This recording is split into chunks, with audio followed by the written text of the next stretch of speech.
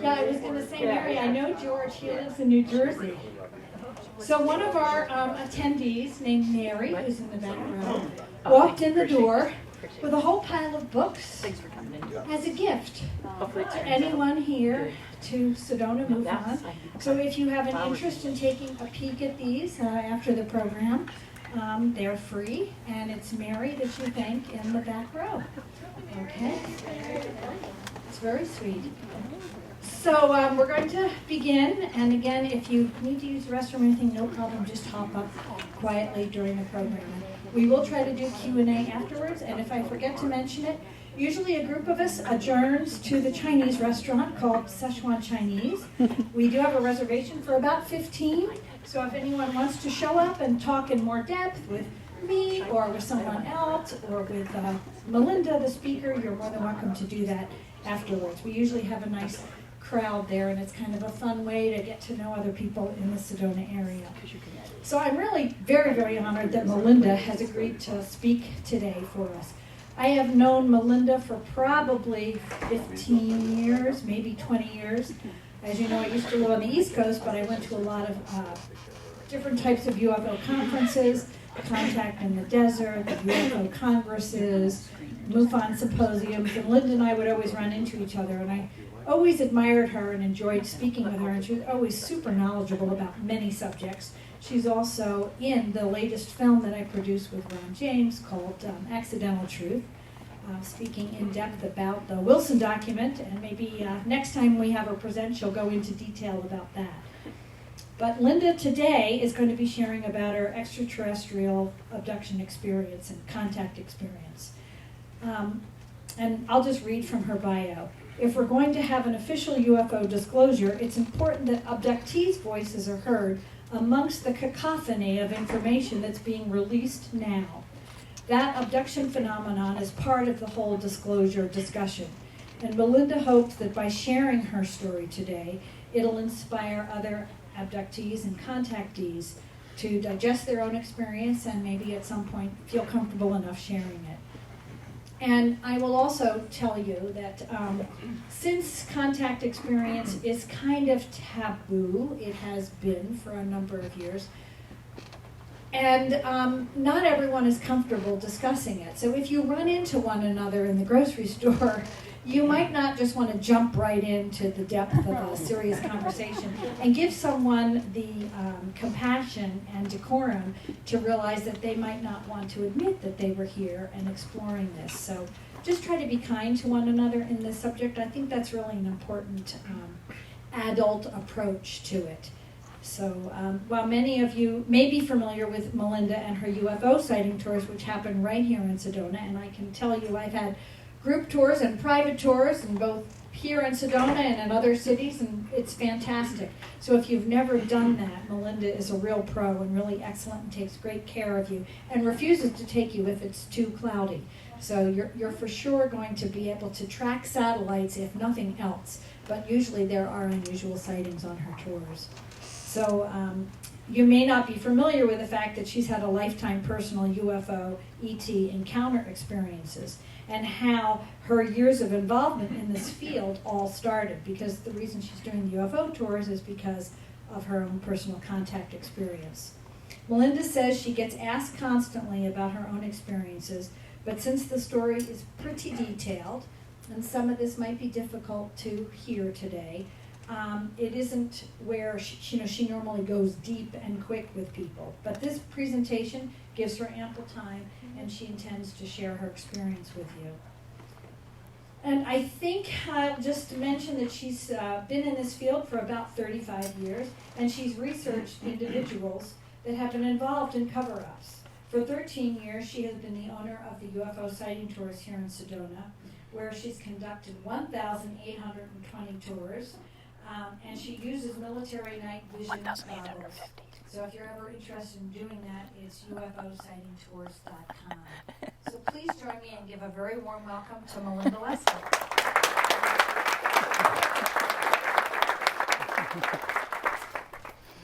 Don't trip. Yes, I see that. Okay. Thank you. Awesome. Thank you. Thank you. Love you. And I'm going to get your water and bring it up here. I think I have one. You have one? Yeah, Okay. someone got one for me. All right. Now we got to go. By the way, it's 1,850 tours, but who's counting? Okay. So, as she said, I'm Melinda Leslie, and the title of this talk, Disclosing My Personal Abduction Journey. What a journey. What a trip it's been. I just realized, because they didn't give me the other mic, I guess I have to do the handheld? Okay. Well, we're hearing you out of mic. Well, See, there's a mic right there in front of you, and that's working. Oh, this one's working, but okay. No, this is for the camera. Is this one on? Hello? No? The other one in front of you is very good. Okay. Okay, so you guys can hear me on that one? Okay.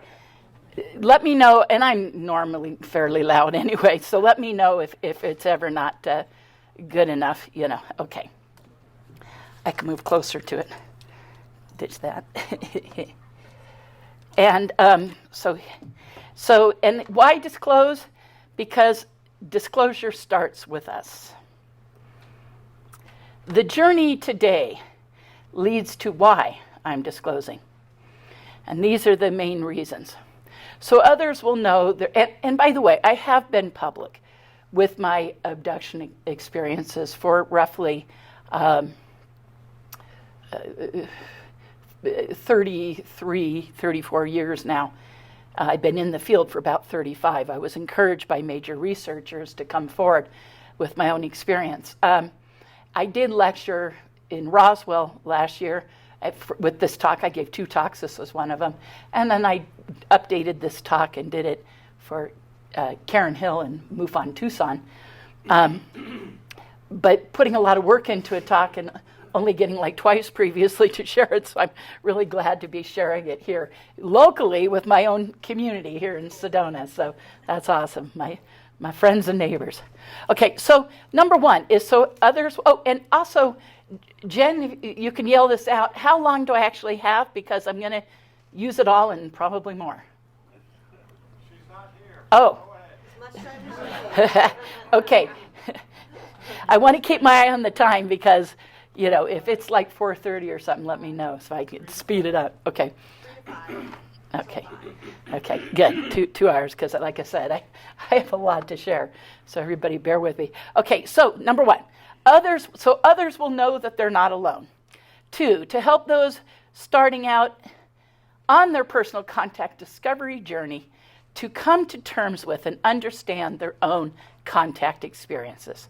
3, to encourage other experiencers to also disclose their own stories so they'll know it's safe and that we're supported in doing so. I always say, come on in, the water's fine. For those who have never had an experience, to know the truth about the reality of extraterrestrial contact and to educate them on how profoundly we're all affected by this subject. 5, to educate the whole world on the reality of an extraterrestrial presence. 6, to demonstrate to the world that we're proud to call ourselves contactees. No one should live in shame and isolation because of their experiences. And so many do. So many still do. I had a lady come on my tour, older lady, said having lifelong experiences, used to be part of Yvonne's Zero Close Encounter Resource Organization. Very involved in that years ago. I said they're still meeting and they're doing online meetings, so I recommend she do that because she's not in California now, she says, but I'd like to have online meetings, support groups. And here she said, my family doesn't understand. There's no one that I can talk to. I'm all alone. And this is someone that's lived with it for a while and explored it for a while and worked with Yvonne Smith for years. And I really felt for her because it was a reminder coming into doing this talk, especially a reminder that that is still the case for so many people. I mean, I think I've been out there and, loud and proud for so long. with being a contactee experiencer, that I can't imagine, what that's like, and yet here someone was sharing that with me. So unfortunately, it does still exist. Okay. Number 7, because I strongly believe that disclosure starts with us. You can't expect officials or official, government to disclose if you're not willing to. The conversation starts with us sharing our personal truths. Number 8, because it's time for the world to know the truth, because it's time for us. Well, and number 9, well, mostly because I was asked. Will you talk about that? Oh, okay. Oh, and because of this, and if you can see the little image there, it's a family on a beach, and the guy is science and government. They're swinging a baby, UFO skeptics, and then the mom is ufology, and then she's dumping the other kid on its head, and that's witnesses and contactees. So unfortunately, I think that image sums it up really, really, unfortunately, very accurately. We're kind of the stepchildren of ufology still, and yet, you guys, we're why they're here. I shouldn't whisper because you can't hear me. We're why they're here, obviously. What? Okay, figure out how my own thing works. So the journey today is my life. It's difficult to stand up here and do this, or is it? You bet. Yeah. Until last year, I lecture all the time. I lecture at conferences. It's still so hard to talk about my own experiences. That's the part I want to lecture about least. But for all those reasons I just said, I know I got to do it. Okay. Until last year, it had been many years since I'd lectured about my own alien abduction experiences. That's true. I wasn't talking about my own stuff, except for MILAB stuff for those who are familiar with me and in the past. I'll get more into that in just a minute. But it definitely, it had been a while since I covered my own experiences in any way. Where the journey has taken me, well, as I say there, every part of my life has been affected by my experiences.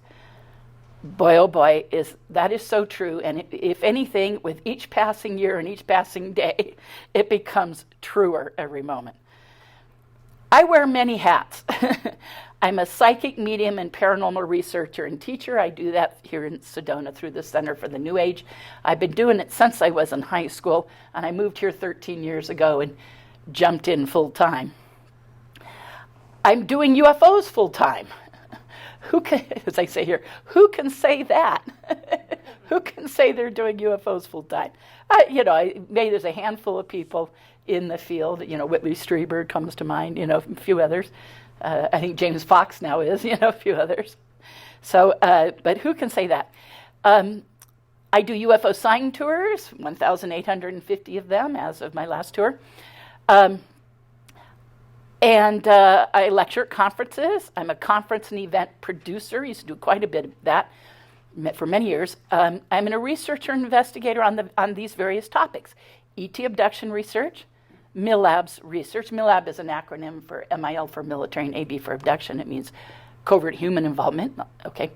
A 40-year history of the working group. That kind of gets into the secrecy cover-up stuff, and a group of people who've been very involved in that. And to some degree, we're instrumental in helping bring forward the current disclosure that we're experiencing, which led to then also disclosure research and underground base research. But it all started with my being an abductee. So here you have that black and white picture was from the late Tim Beckley's magazine. Tim Beckley, very famous UFO researcher and event producer. And Tim was an amazing guy, and he's unfortunately no longer with us. But he was the first one to have me at a conference. I had done a couple of small things, and I was living in Orange County, California, and in LA. But that was the first conference I did was for Tim. And an artist friend of mine had made a statue of one of my ETs, and now that image has even more significant to me because the statue was based upon a drawing that was done for me by the late Mark McCandlish. I have some other stuff from him in here. But So between Tim Beckley and Mark McCandlish, this picture has grown more in meaning, and it's also proof that I was once skinny. Because that was a size 8 suit. I'm no longer. Okay. And then to the right is a young student of mine who took one of my psychokinesis classes, spoon bending, manipulating matter with the mind. And she bent that, holding it just like she is there. She was holding the base. First you do hands-on, but then eventually move to, that's a whole nother talk, but to doing things hands-off. And about 1 in 10 people taking my class have some results, but it's often the kids that have the most bending. And you can tell, look at that thing, from just holding the base of it, I'm impressed. The journey today has clients, lots of them. The picture on the left, interesting people from all walks of life, professions, including the media. That was a tour group and a media group from Japan. Top right, same thing, group, but that's from China. Big Chinese tour group. I take out a lot of both. I particularly did before COVID, but now the Chinese group has come back, thank God.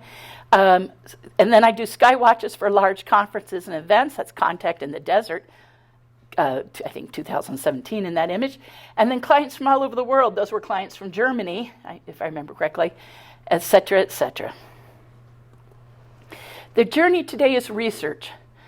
Obviously, now I have this for when I do lectures not here, so pardon me if it occasionally says I'm in Sedona. So I live in Sedona. Now don't worry about reading everything. I'm going to read it.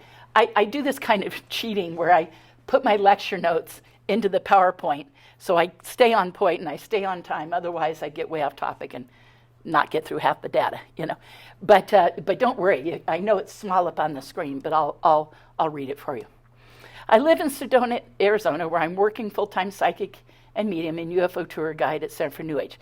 It's been a huge change for me over my previous work background, which was in office and business management.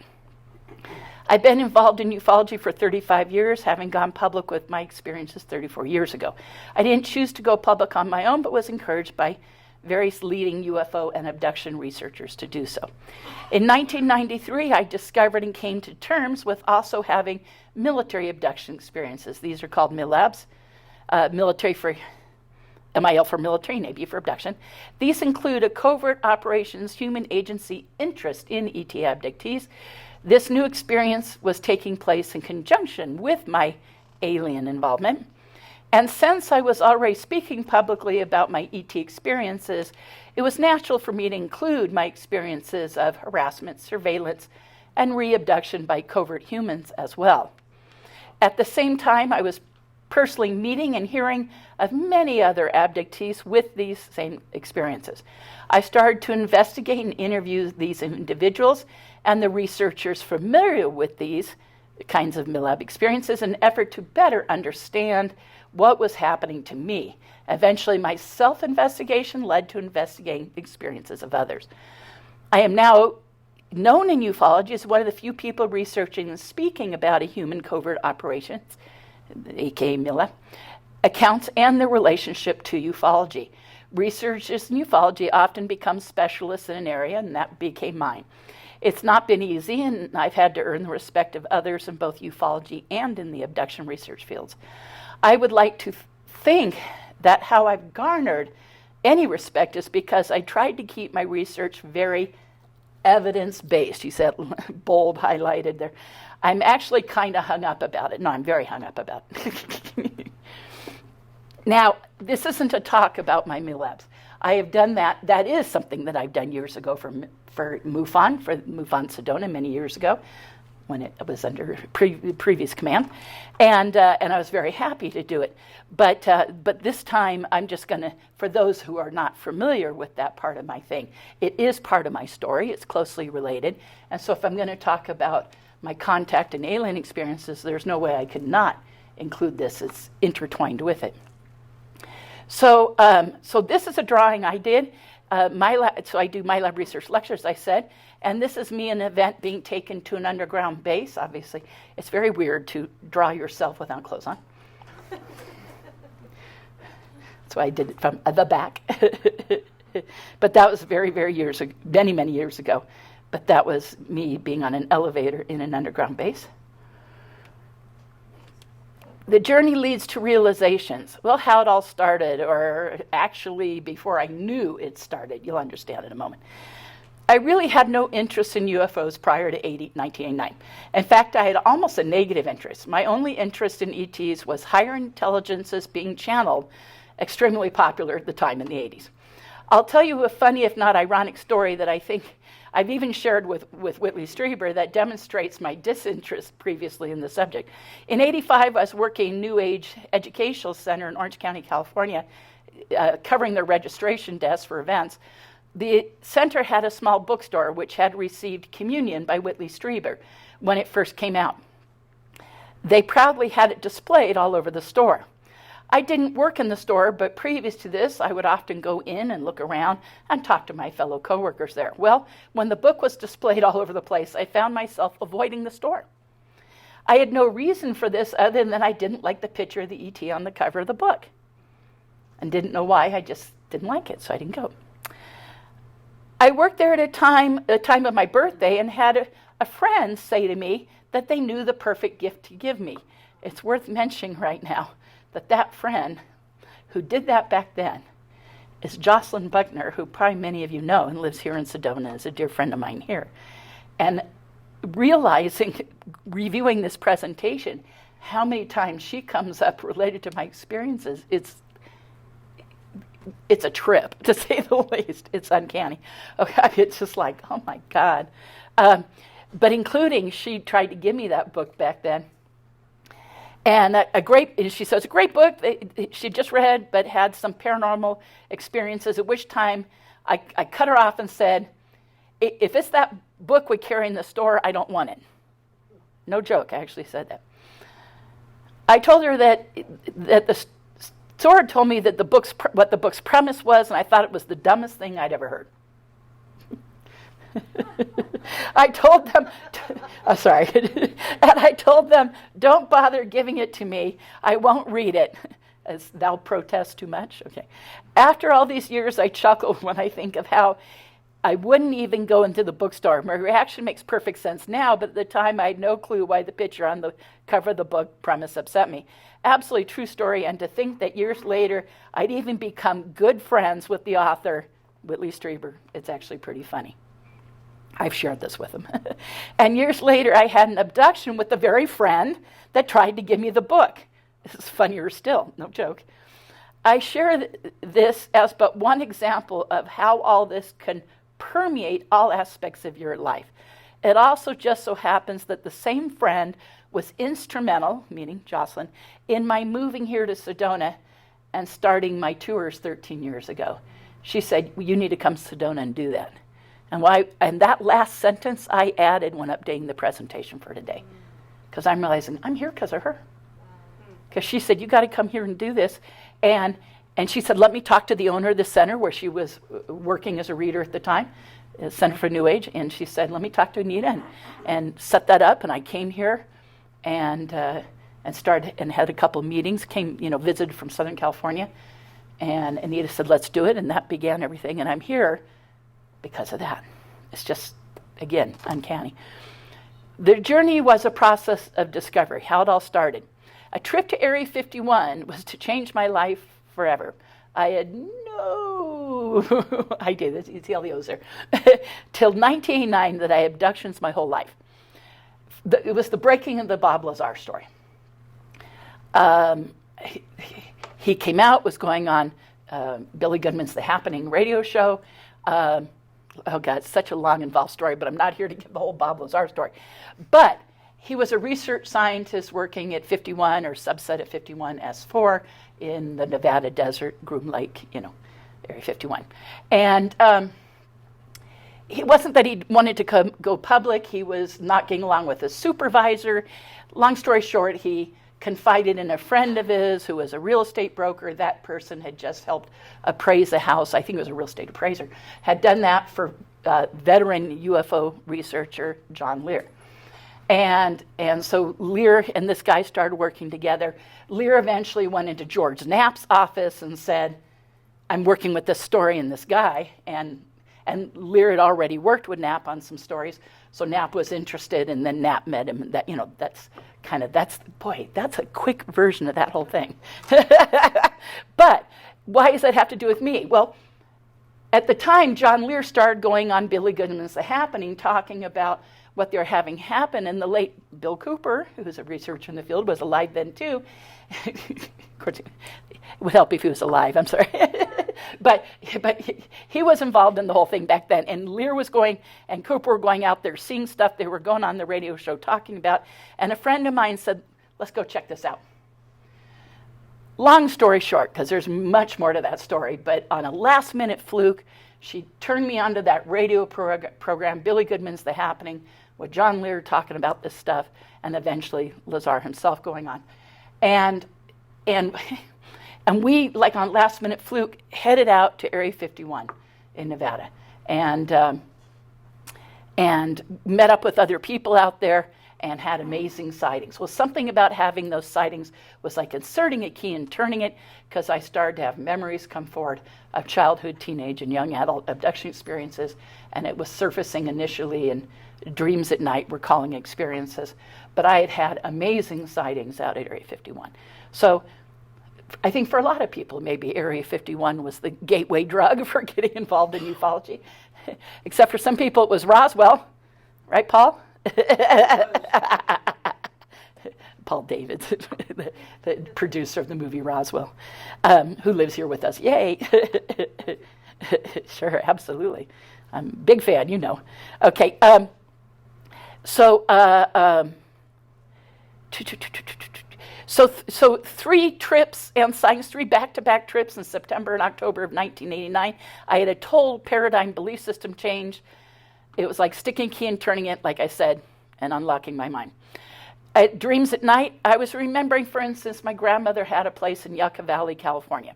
And when I was 5 years old, the first abduction that I remember, have a recall of, is I was 5 years old and taken from my grandmother's house. I was put down for a nap one afternoon. Everyone went into town in Yucca Valley. She lived out in the Landers area, not far from Giant Rock, for those familiar with all that and that lore. See, I know, it's like amazing. But she lived not far from there, and in Landers, and they went into town to go to, I think, a movie or something. And I was put down for a nap with one adult staying behind. That adult fell asleep on the couch, and I was taken from my grandmother. She had a little tiny bedroom, and I was taken from there out the window. And that was the first time. No, I didn't know that had happened till I started to recall in '89, after all these sightings and stuff and dreams at night, recalling those experiences. Since then, I have now also had regressions about it, hypnotic regression, etc. I've had many of those for different things. Okay, and then when I was 12, same thing from the Yucca Inn, a little motel in Yucca Valley. I was 12. I wasn't feeling well. Everyone was going on a day hike to Joshua Tree National Monument, and it was like 102 out. I didn't feel good. I said, I can't go hiking in the heat. I feel ill. And they left me behind. I proceeded to not be able to sleep, went outside, took a walk, came back. My family came back. At 12, I had a good sense of time. I figured it had been an hour, maybe 2 hours since they had left. Turned out they had gone over 6 hours. They had gone on their hike. They'd had a picnic. They came back in town, had ice cream, and I had a significant period of missing time. You know, I thought it had only been an hour, maybe 2, not like 6 or 7. They'd been gone like all day, and so I had missing time. And later I had bits and pieces of recall, and then I also got regression. My first regressions were with the late Dr. Deborah Troncalli in Southern California. She was amazing.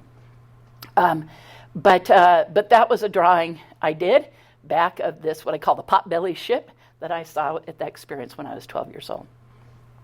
In 1989, just kind of jumping ahead, a roommate witnessed an abduction of me being gone and during missing time, and seeing an ET in the hallway. I had gone to bed. I was an office manager at the time. My roommate Gail was going through a divorce. I was helping her with that, talking to her, you know, just emotionally, whatever. And when I went to bed, I knew I had a project due that I wanted to have ready for my boss in the morning. And And I just wanted to go in and get it printed out before my boss came in, so my objective was to go in early. And I was supposed to go to bed at 10, get up at like 6, that'd be 8 hours of sleep. Well, I talked to my roommate till like midnight. And when I went to bed, I said, oh my God, I got to fall asleep right away. My alarms could go off in 6 hours. But, I could do it. And so I laid on my bed, set my alarm, knew exactly what time it was, did a little bit of, I wasn't even laying down yet. I was sitting up on my bed, doing some deep breathing exercise. I reached to double check the alarm, turn off my light, and it was 2.5, almost 3 hours later. So I had what's called missing time. And I couldn't get an image out of my head of 3 gray aliens standing next to the bed and one of them holding a device. Long story short, I fall asleep, thank God, right away. 3 hours later, my alarm goes off, waking the dead. I crawl into work, get through the day, get my project done. All's good. We've all been there, I get home. I'm making dinner in the kitchen. My roommate Gail is making dinner. And she said, what happened to you last night? I said, what do you mean? She goes, well, after our talk, she couldn't sleep, so she sat up in bed reading. She kept hearing noises downstairs, so she went and looked. After going and looking, she came back up and saw the light on. We had a big gap under our door. We had like Berber carpeting, but at one time there was plush. So before us, it was an old townhouse in Tustin, California. And there was a big gap under the door. And she said, you know how we had the big gap? She said, I could see the light on. So she knocked on my door, pounded on my door, pounded more, no answer. Now she thinks something has happened to me. She opens the door, and I'm not there. She went in my room during my missing time. A witness I was gone. And then there's more, because she goes back in bed, sits up in her bed reading, hoping and leaves the door open to the hallway. Our rooms were right at the top of the landing, at the top of the stairs, and it was 2-story townhouse, Tustin, California. The bottom of the stairs was the front door. We had a carport. We had 3 carports, but we took turns because there were 3 of us roommates. So one of them was Scott, who was out of town at the time. But Gail knew it was my turn to have the carport, so she opened the front door, and my car's there. So she knew I hadn't driven anywhere. She looks all over for me. It's 3 a.m. I had already, I guess I can say even though I'm recording, I bitched about it. Keep it clean, Melinda. About having to get to bed right away. And she's like, your car was there, and yet you were nowhere to be found. Well, then she said she went back up in her room, kept the door open, hoping she was going to hear me come up the stairs, come in the front door, come up the stairs. And all of a sudden there's a flash of light in the hallway. So she looks expecting that I had flicked the switch in the hallway really quick or something. So she's going to just go, are you okay? Do you need help? What's going on? Why are you up? Etc. Especially when I'd already said, I have to get to bed right away. So, but she said what had happened is after the flash of light in the hallway, walking into her room, and she's sitting on her bed completely conscious, is a gray alien. The big bald head and the wraparound eyes. She said it came into her room, looked right at her, turned, and went through my door like a knife through butter. At that time, I was unfamiliar with Communion by Whitley Strieber, because this was late 89, early 90. I think it was late 89. Anyways, long story short, she had read it, I think came out in 85, and she said, Melinda, are you having experiences like that guy who wrote that book? I said, I guess I had worked at this. I guess I was familiar because the store had it on display, so I can't say I was unfamiliar with it. I hadn't read it, is what I should say, for clarity. She said, I've read that book. She goes, Melinda, I own that book. I've read it twice. She said, you're having experiences like that guy. And I said, I don't know. It turned out she had a 14-year-old daughter that came to live with us briefly. Her and the 14-year-old kept witnessing stuff going on with me. Now, my MILAB stuff, I wasn't aware that actually started till 1993. But in 1990, her and her 14-year-old daughter were witnessing my having those experiences and didn't tell me. And it was years later when she found out I was researching it, she said, why do you think her daughter Angie, she goes, why do you think Angie moved out? I said, well, she came to live with you during the summer. She had to go back to high school. She missed her dad. That's what you guys said. She goes, that's not true. She said, part of why we were getting divorced is her father was molesting her.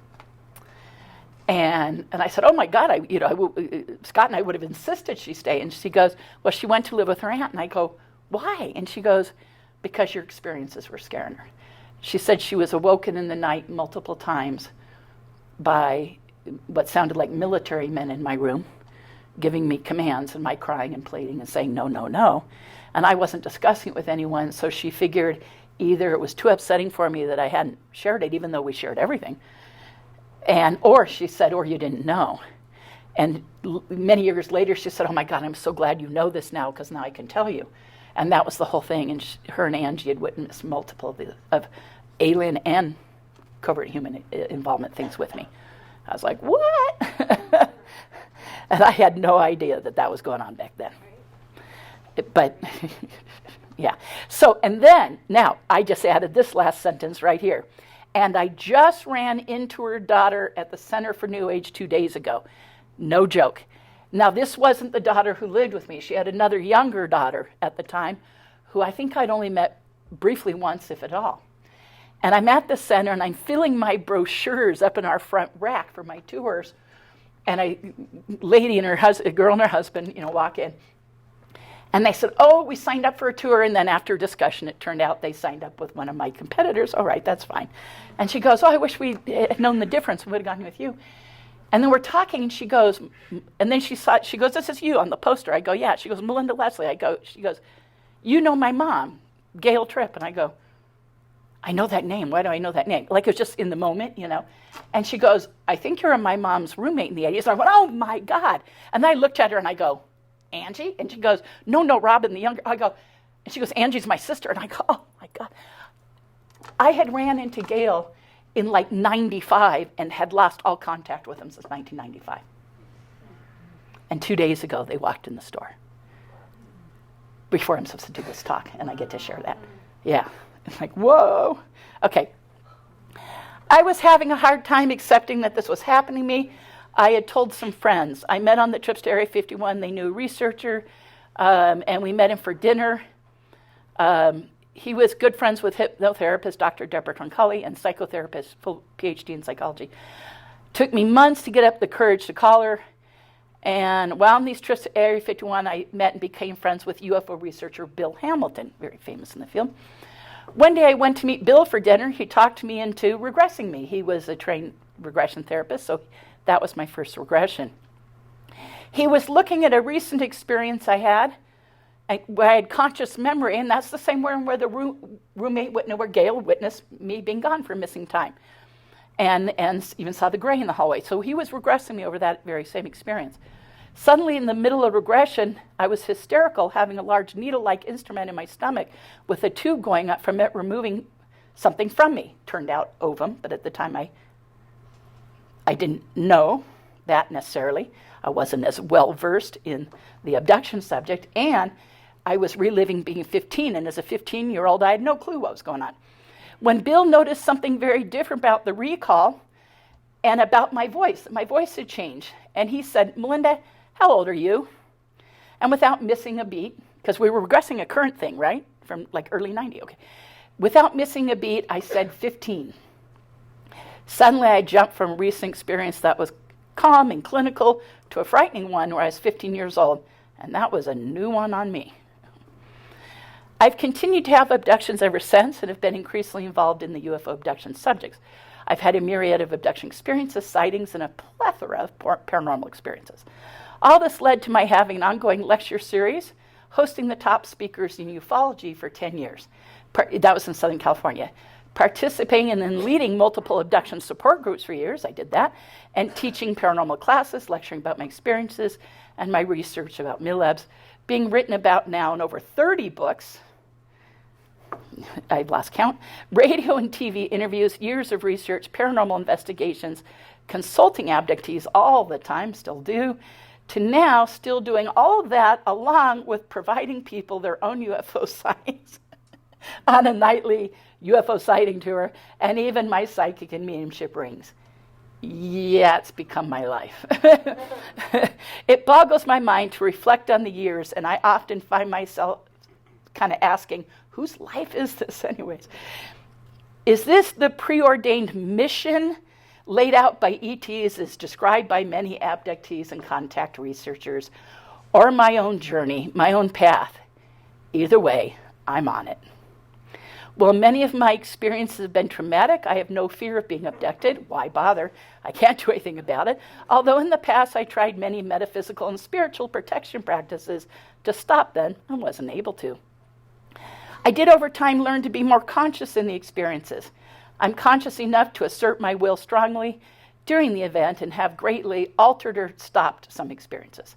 The trick is right use of will, it's called, and that was coined by the late Anne Druffel, famous researcher in the field, and only applies if you remember to do it. Regardless, when I've done this, the ETs do treat me better and I get to retain more memory. So it's like asserting your will consciously in the experience. I always assume abductions will eventually happen again, but over the past few years, it is becoming less and less. It's almost about stopped for the years between experiences. I said maybe due to ovum loss and menopause, and now I feel fairly confident. That's why it's nearly stopped with me. It is important to note that I do feel my experiences are positive. They have been a very positive and transformative force in my life. I know what the truth is. We have never been alone, and we are part of a greater reality. Now, I'm not going to go through all these because it would take way too much time. I'll just jump around. So it says here, okay, the journey includes lots of statistics. I've had typical events for most abductees. Seen Earth annihilation, had the mind stare, shown hybrid baby, hybrid kids, hybrid adults, genetic manipulation, helped other abductees on board, had my reaction to violence tested, sat at a computer screen and navigated and flown ships, tested for sign practice. This is all with the ETs. So a few sexual things, many medical exams, downloads, implants behind my eyes, up my nose, Stephen Colbern, who tests people for implants. The late Dr. Roger Lear, who did 17 surgical removals of alien implants, he took x-rays and stuff of me a couple of years before he passed away, and nothing came up. So he said, Melinda, I can't do any surgery. There's nothing in the x-rays unless we get an MRI. And I said, whatever, But so we didn't proceed, which is fine, I just knew him well, and I said, well, I should have at least tested, because if something comes up, I'll contribute to your research and have it removed, no problem. But Steve Colbern, who helped him and still lectures and whatnot in the field, takes a stud finder for detecting metal and a Gauss meter for getting an electronic signal. And I have pinged and he says, you can have a false positive if it's one or the other, but when both things saying metal and Gauss reading, I have pinged here behind this ear and the top of what's called the T3 area of the spine. Both areas are very, very common for implants. But even though nothing comes up in x-ray, the equipment goes off in those two locations repeatedly. Enough times repeatedly that Steve's like, okay, you got something there. Okay, so going on. So that, again, I have a whole list of things. I just gave you some examples. Then maybe not so typical events. There's these black box devices that they're less common. Well, I actually have it in the other list too, but the black box device interaction. Cloaked beings in my room. Pets as witnesses, having pets and animals involved in the experiences or witnesses to them. I'll get a little more into that later. The silver blanket thing that was put on me for protection, for transporting me, they only did that once. I guess they only cared about protecting me once. No, I'm just kidding. But it did happen that one time. The military procedures, training and testing with them, medical stuff with them. So these are the not so typical things. There's a few other things in that list. And then screen memories. And this is being recorded, so this will be put up later online, and someone could take time to look at this, slow it down or stop it and look. Screen memories. This is very typical, seeing like animal eyes, giant spiders. As a kid, I kept saying there were giant spiders at the window. Now I know it was seeing the grays and not realizing it. Black dogs, seeing doctors when actually ETs, but not the Millab events. A bear floating in, this is, God, I don't want to take too much time. This was a cool thing though. My parents had friends with a cabin in Mammoth, California. We would go to that cabin and go skiing. This big cabin in Mammoth, really nice. It had a second story, or actually like a third story window. My sister and I were woken up by my sister said, there's a bear staring at us in the window. Well, it turns out, and I've been back to that house since, there's a pile of natural boulders that the house is built into in that corner, and this window's right in the corner. There's no trees for many yards around that. There's pine trees around, but they're like yards away. There's nothing there except for where the house is built into the rock. So there never could have been a tree. That's natural. And realizing going back to go, there was never a tree there. There was never a bear. We were woken by something else. So that's being like a screen memory. Because I think we did have an experience. Because she woke up screaming and there's a bear staring at us in the window. And we saw like eyes looking in the window. And children at the window asked me to come outside and play. That was the experience when I was 5. The Greys were presenting themselves, or at least my screen memory was. Kids wanted me to go out the window and play with them. And my grandmother lived miles away from any little kids. It was 102 out. There were no kids. Okay, the journey has a lot of stats, a lot of statistics. Now, at one time for Yvonne Smith, for a book project she was working on, she had, and I've worked with her, she's been the one who's done all my regressions over the last, 10 or 15 years now, that I've worked mostly with her. And so she asked me to say, what are all your experiences, and do kind of a list. So I went through a bunch of notes and journals to kind of compile this. And then it became handy for putting this lecture together. But it's too much to go into detail on all of them. So I'm just going to hit some of the highlighted ones. So I kind of tried to do it somewhat in order of experiences. But my grandmother's house, Yucca Valley, California, that's the daytime abduction, age 5. And by the way, I got a scoop mark in that experience, which is a little indentation scar on my leg that I have to this day from that experience. And Motel Yucca Inn, Yucca Valley, daytime, age 12, and another scoop mark, which I also have to this day, both of those experiences. And then jumping down, house renting Garden Grove about 4 times. Oh, this is, okay, my roommate Sierra, this is a different situation, house in Garden Grove, California. I had about 4 abductions for there. She had a big cat named Igor.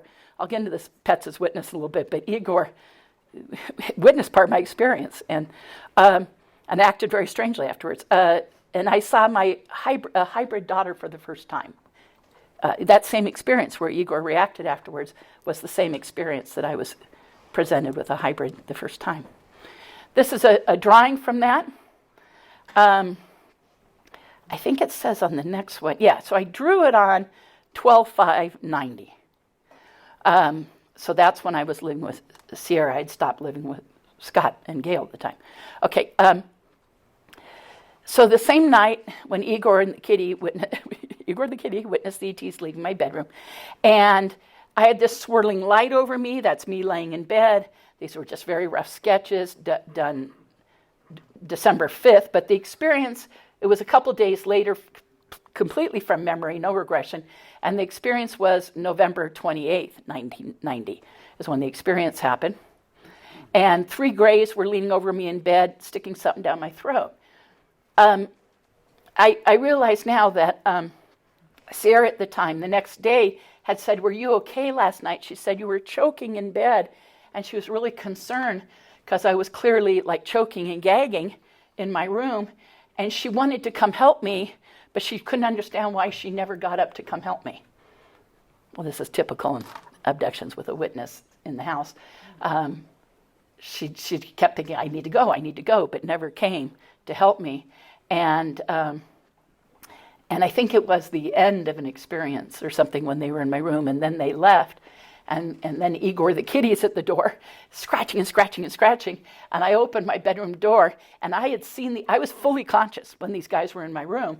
And they left, and they went out the corner of the wall, right where the 2 walls in the bedroom meet. Igor scratches my door. He's scratching the whole time. Finally, after these guys are gone, I get up, I let Igor, and he goes straight to that corner and starts throwing himself up at the corner, like going, "Wow, wow," no joke. throwing himself up at the corner. And I was like, Igor, did you see that?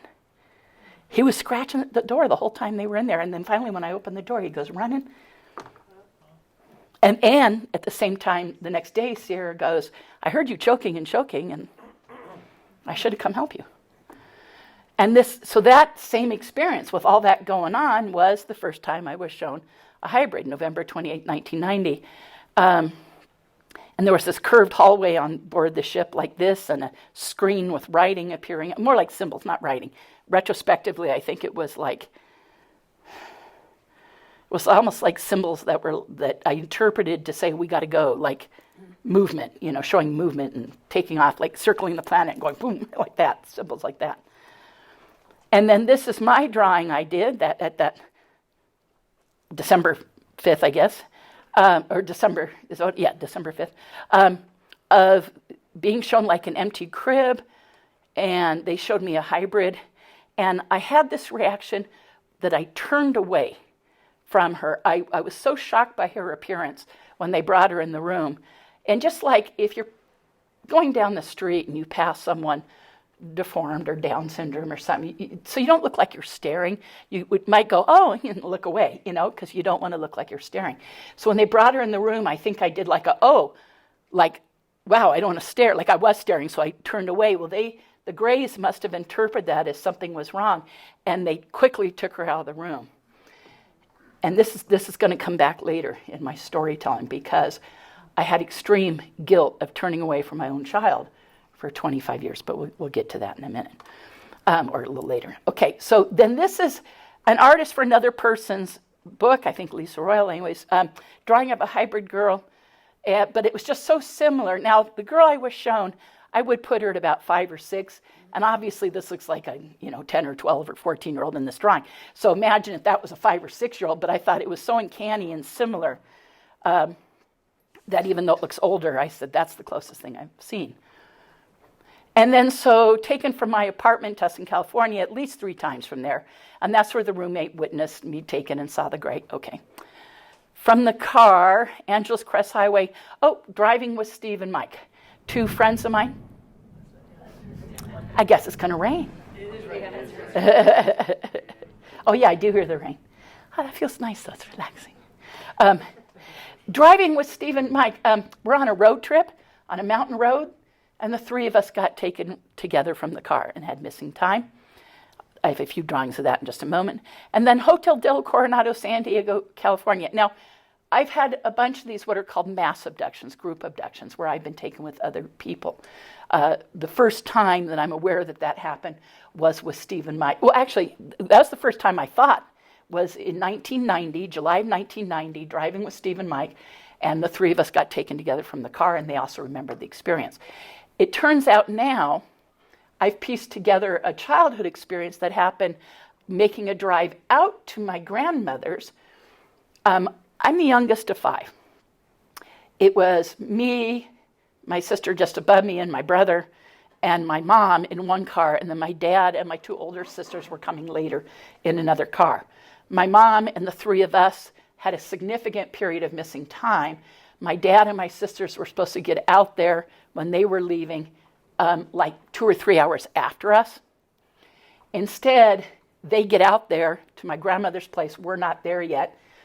They ended up calling the sheriff. They ended up sending out patrol cars going up and down. There's back then going into Yucca Valley, there's this little 2-lane road, because we're talking the late 60s, early 70s. Anyway, so going up and down that road, they shone spotlights thinking we must have rolled over in a ditch or whatever. And we had a big station wagon. They never found our car or anything. And they drove up and down it for hours. So when we get there, there's a sheriff waiting there. My parents, I remember them fighting. Where have you been? My mom said, but we had run out of gas. But right outside of town, my brother was like 12 at the time. I was younger.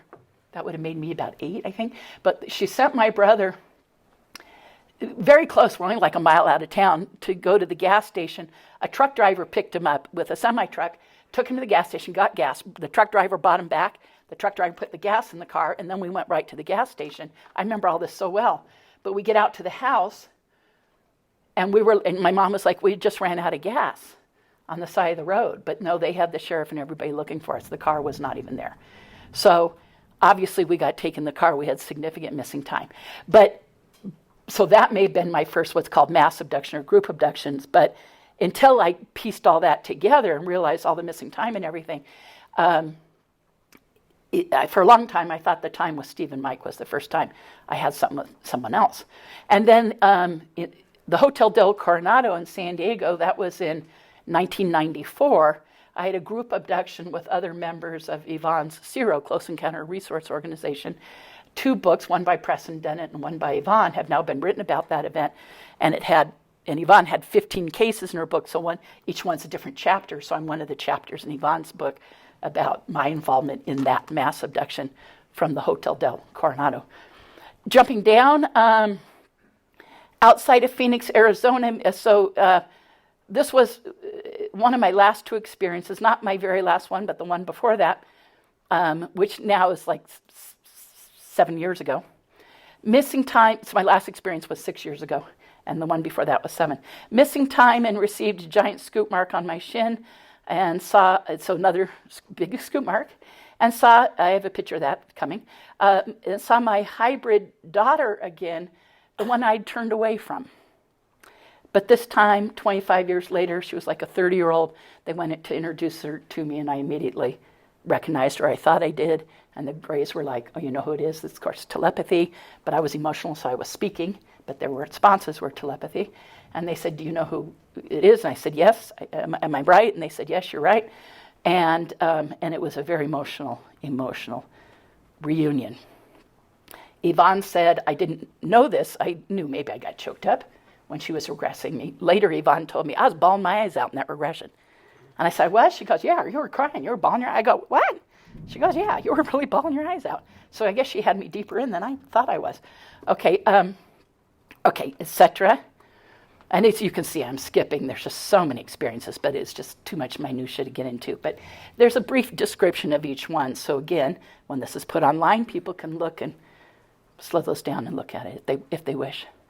So this is a drawing by Dean Wolf, friend of mine, an artist who drew this for me in the 90s, a long time ago. But this was when I was taken with Steve and Mike, and so we're stopped on the road, and there's a craft. The craft was bigger than that. It was like layered, like wedding cake. But, I didn't give Dean all that information, so he just did a basic. Steve and I, okay. And then this is us on board. The tables didn't have legs. They were more like on a pedestal, but close enough. He did a really good job. Taken with 2 friends while driving. Steve did have like a headset thing on. That's him in the chair. Mike was on another table. I was on another table. They proceeded to take ovum from me in that experience. They went to take sperm from Mike, but he had had a vasectomy just a couple weeks before this event. No joke. He was married with kids, and him and his wife, Patty, decided not to have any more kids at the time, and so he'd had 3 sons, and he's been remarried and has other kids, long story short.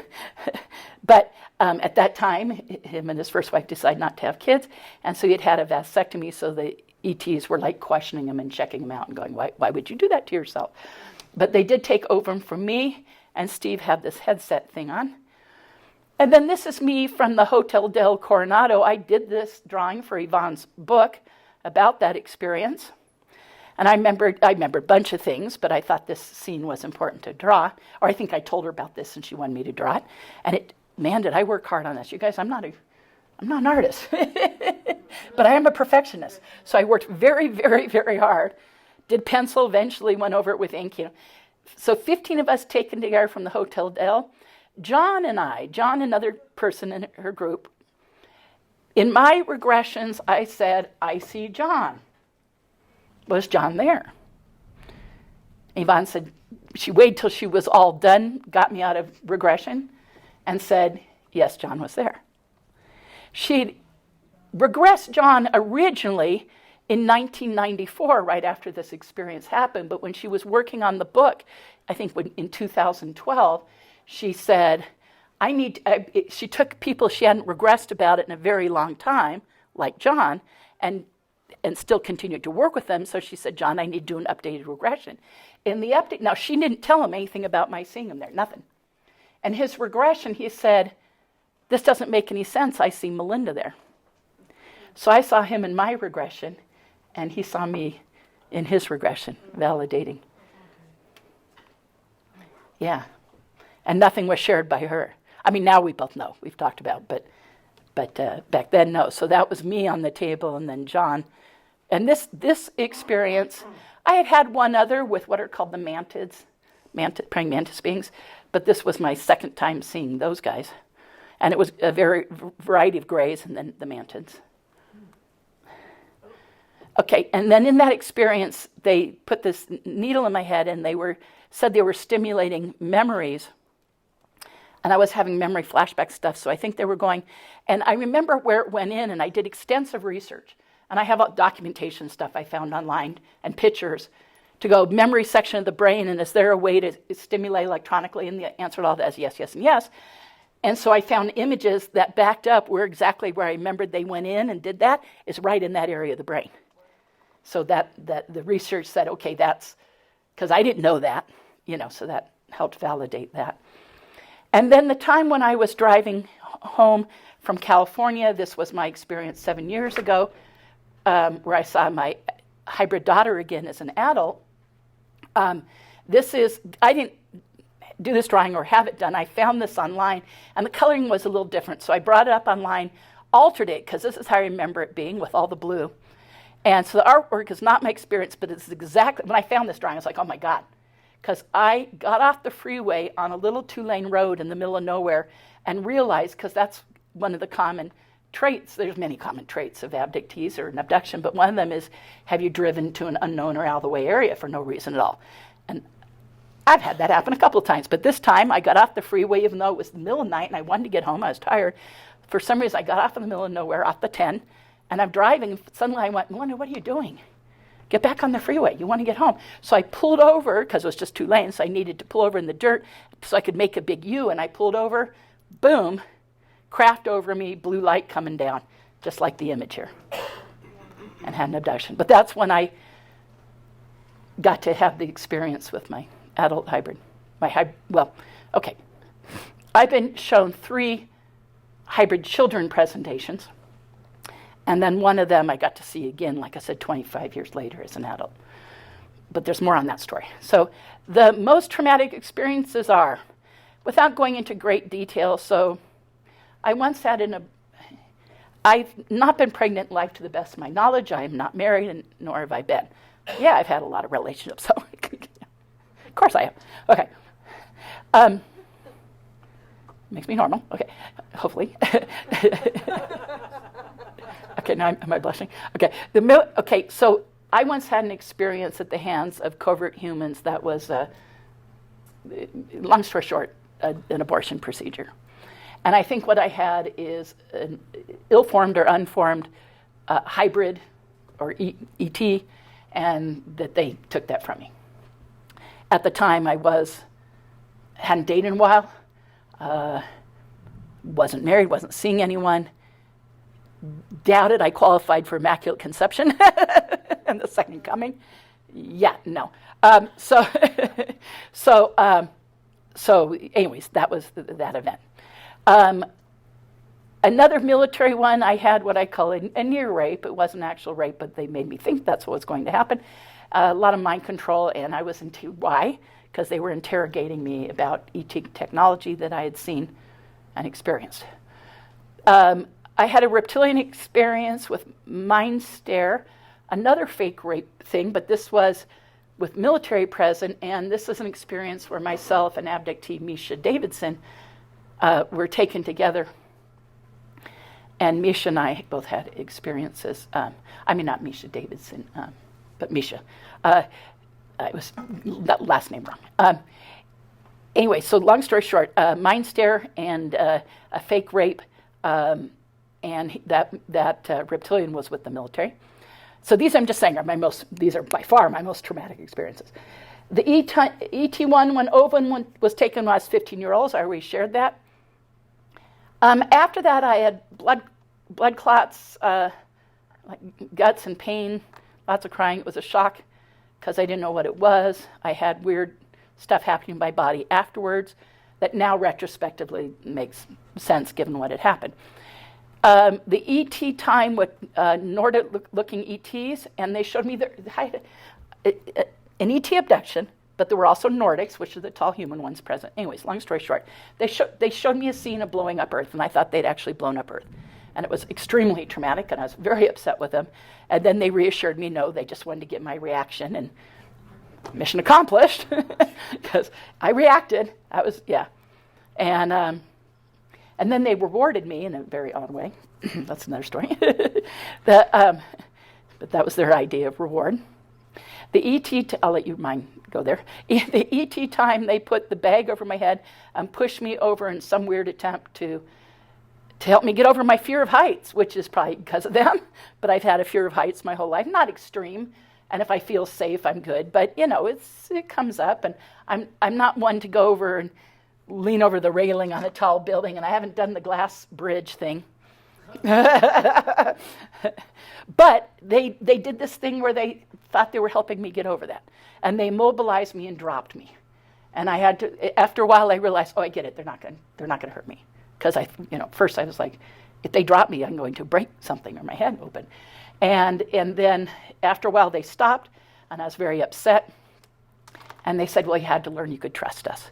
By the way, that was during the same experience when I was taken with Steve and Mike. At one point, they separated us, and I was taken in another room, and then that's what that happened. And it was when I was in the other room that they were trying to get sperm from Mike and talking to him about his having had a vasectomy. But that's what he said was happening to him while I was in the other room experiencing this. Like those corporate trust exercises where you do that and fall back. This was like that on steroids, And, okay. My strangest experiences, some of those might also qualify, but my strange experiences, ETs once stretched out this rubber stuff, put on my face. It like vacuums sucked up to my face and made a perfect mask of my face. That was very strange because it went and like hardened right away, and they'd made a duplicate of my face. It was strange, but that spooks me because they made a perfect duplicate of my face. I'm like, why are they doing that? The time I saw an insectoid being with moth-like antenna, I saw like one of the insectoids, but he had these big, they look like feathers sticking out of his head, moth-like antenna, like moths. And that was very strange. And the mantis beings, those were strange. Reptilian with the military, as I already said. My strangest experience is the time I was shown a propulsion system.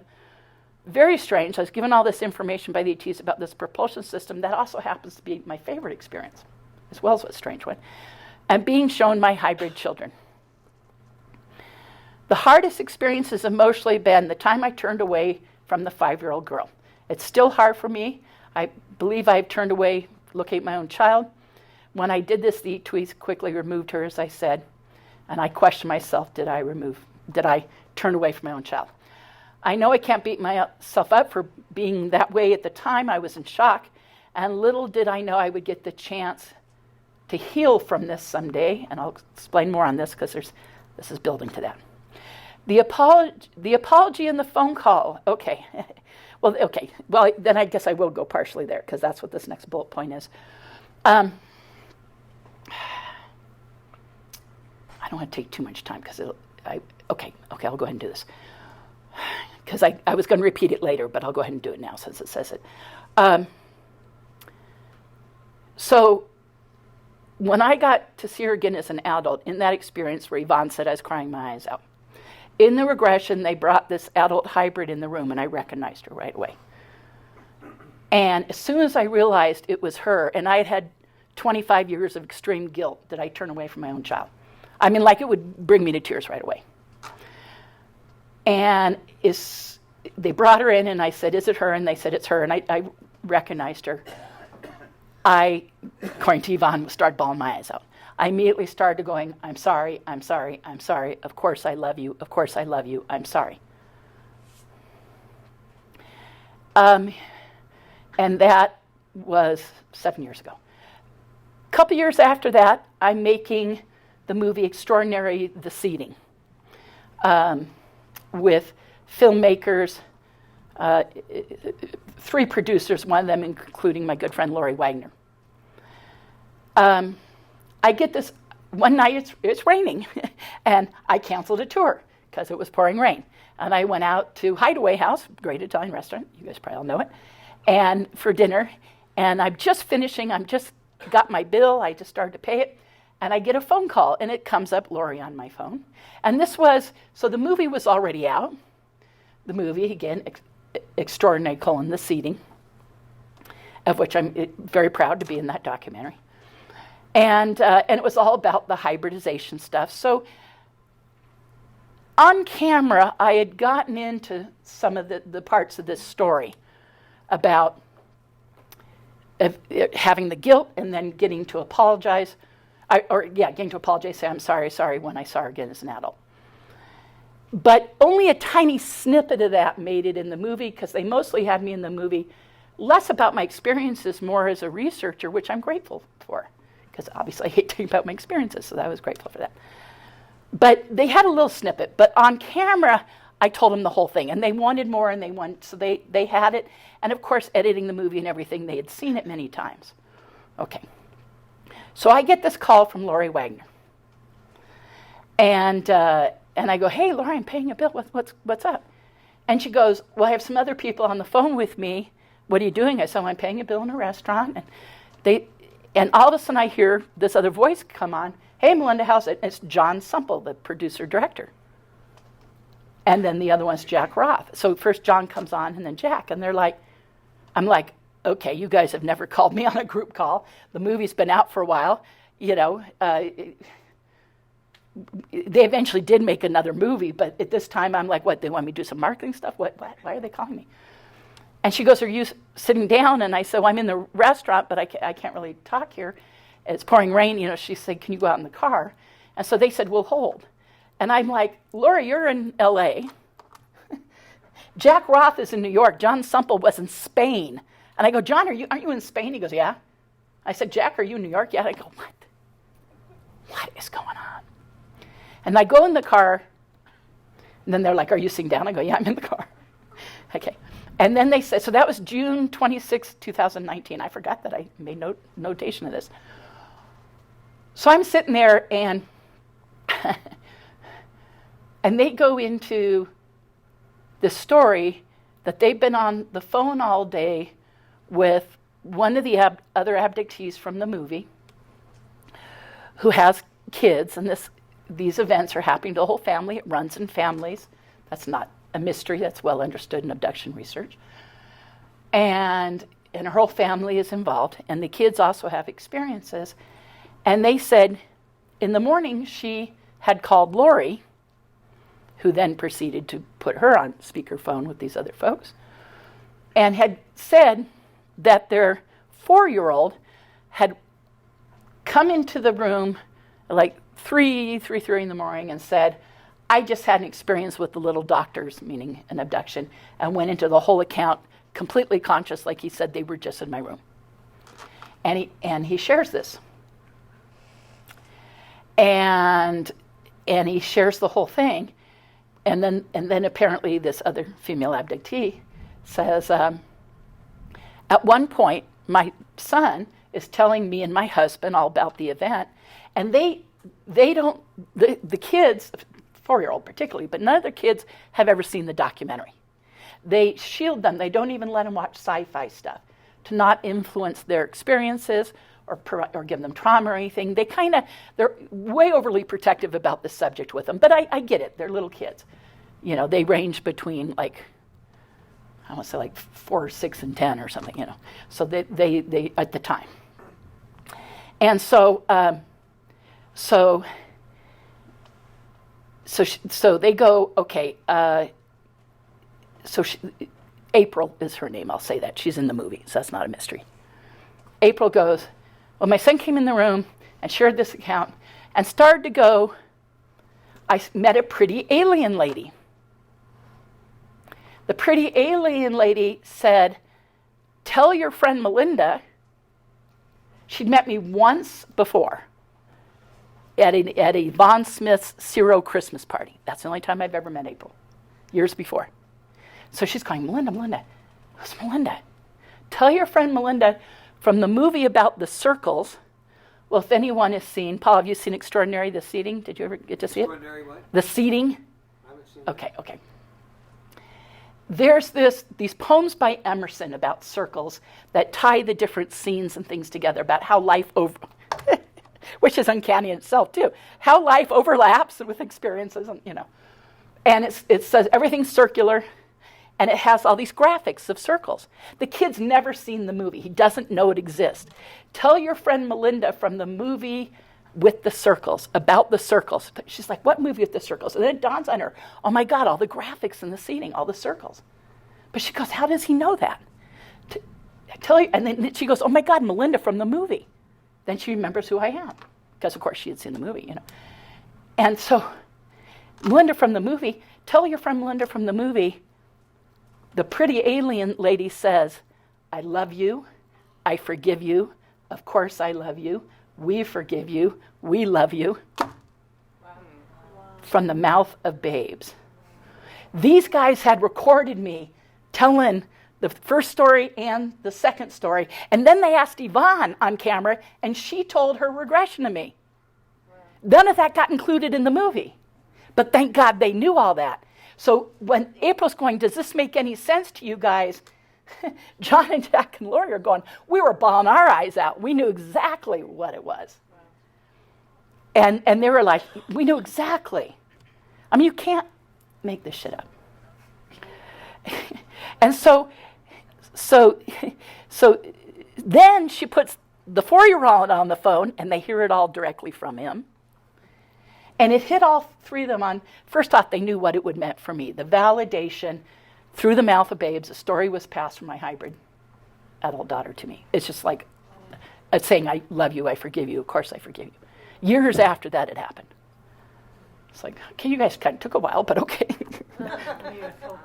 Yeah. And then heard it from the 4-year-old, and then it hit them because these guys made like the Stan Romanek movie, or if you are familiar with that, and the Audrey voices, and they get all, there was, other documentaries and things that they've done with abductees. There have been all this evidence and stuff that cross-contaminates between them, and it's a long story. But one of them are these electronic voices they get she says her name is Audrey, it's a message from the ETs, and everyone involved in the project was getting these, and it gets like you can't make this stuff up. If you really know, and I've talked to people who got the Audrey calls, it's really a big deal. So this struck them like that, like this was another Audrey call moment. This was, are we okay? Yeah. Oh, the image went away. It's back. Okay, yeah, okay. So this struck them as like, oh my God, here again the ETs know we did a movie. They know that this family and Melinda are in the same movie and use the family to relay a message. So to them it was like not only what it meant emotionally for me and my story, but it hit them on that level of the ETs know about the movie with the circles and the Emerson poem and all the circle stuff because the 4-year-old didn't, And so that struck them. Anyways, so there we go. I was going to save that to later, but these things are organic, so you got to go with the flow. My best experiences, obviously, that experience is probably my foremost best experience. So being shown the propulsion system, having it explained to me, love that. The ETs have known if they upset me, quick, show some technology. I'm not kidding. I love when they show me the technology, and they've learned to appease me many times that way. And because now I'm on to them, because I'm like, you guys ain't going to work. No, I'm just kidding. Show her the technology, quick. I'm not. At one time, that was true. There was another child presentation that I was very happy and positive one, where I held a toddler, and they showed me an age progression on him. I didn't want to leave him, and I've longed to see him again. I hope I get to see him because he, for all intents and purposes, was completely, like she would not pass for human. They'd have to have big sunglasses, a wig, full makeup, I don't think it'd work. She looked half gray, half human, but more like the grays. And like, he would look like an albino, very beautiful, but very unusual. But this 10-month-old I held, little boy, years later, I babysitted a nephew of mine at that same age, and I held him at 10-month-old tripping out because he looked exactly like the kid I held years before. I mean, like, and now he's like 26, 27. So if I meet a 26, 27-year-old young man that looks just like my nephew but isn't him, it hasn't happened yet, but I'm open to it, guys. Okay, being tested for psi with Jocelyn in a group abduction from her house. That's what happened. It was a mill lab, and they were testing us for psi, PSI, specifically moving matter with our mind stuff. And then seeing the adult hybrid daughter again, an apology from her, so I already did that. And the phone call. Thank God for the phone call. So going back to this drawing on the left was like within a couple days of an experience, showing the ET craft propulsion system the way it was shown to me. They showed me like a cutaway. They explained how everything worked. And at the time, I was friends with the late dear Mark McCandlish, highly skilled aviation technical artist. And I was fortunate to have him do a bunch of drawings for me. And this was one of his drawings. Now, aviation technical artist Michael Schratt, who's amazing, has received a bunch of Mark's old drawings from Mark's old girlfriend. It took some doing, but it was a trip because at Contact in the Desert, Lori and Fett and I sat alone with Mike, and he had this binder like this. Let me show you the drawings from Mark. And I'm tripping because some of my drawings were in there.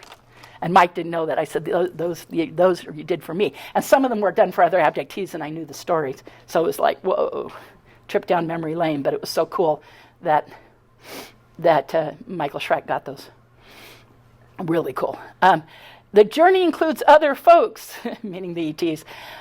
These are kind of just a sampling of what I've seen during my abduction. So it says how many times, what type, notes. So just little grays, tall grays. So little grays being the 3 to 4 foot, 5 foot and taller. Elder grays have the sunken cheek, the wrinkled foreheads. Elder grays, what are called glow whites or powder whites. They're kind of a soft powdery looking. Usually their eyes aren't as big. These are all very commonly reported. Obviously Nordics, hybrid children, adult hybrid, reptilian, insectoid, human military personnel, and seeing other abductees on board. So there we go. That drawing on the left was drawn by Mark McCandlish for me early on. And that's what that statue was made of. By the way, that statue ended up after that conference going back to the artist. He wanted it. And I'm embarrassed to say, I've forgotten who that was that did that for me years ago. And man, I'd love to have that statue, especially since it's based on this drawing. But whatever, I don't have it. I just have the picture of me with it. And then in the middle there, that's a typical mantis. Actually, that was drawn by Cassara Dennett for Preston for his book from people's accounts of that Coronado experience for his book.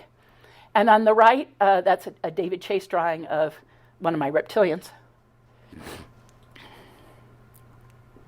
I've had many harassment and surveillance experiences, such as black helicopters, phone incidents, threats made to me, minder scenarios, which is where you're befriended by insiders, and influenced to harm myself and stuff. These are all part of the Mil-Ladder covert stuff.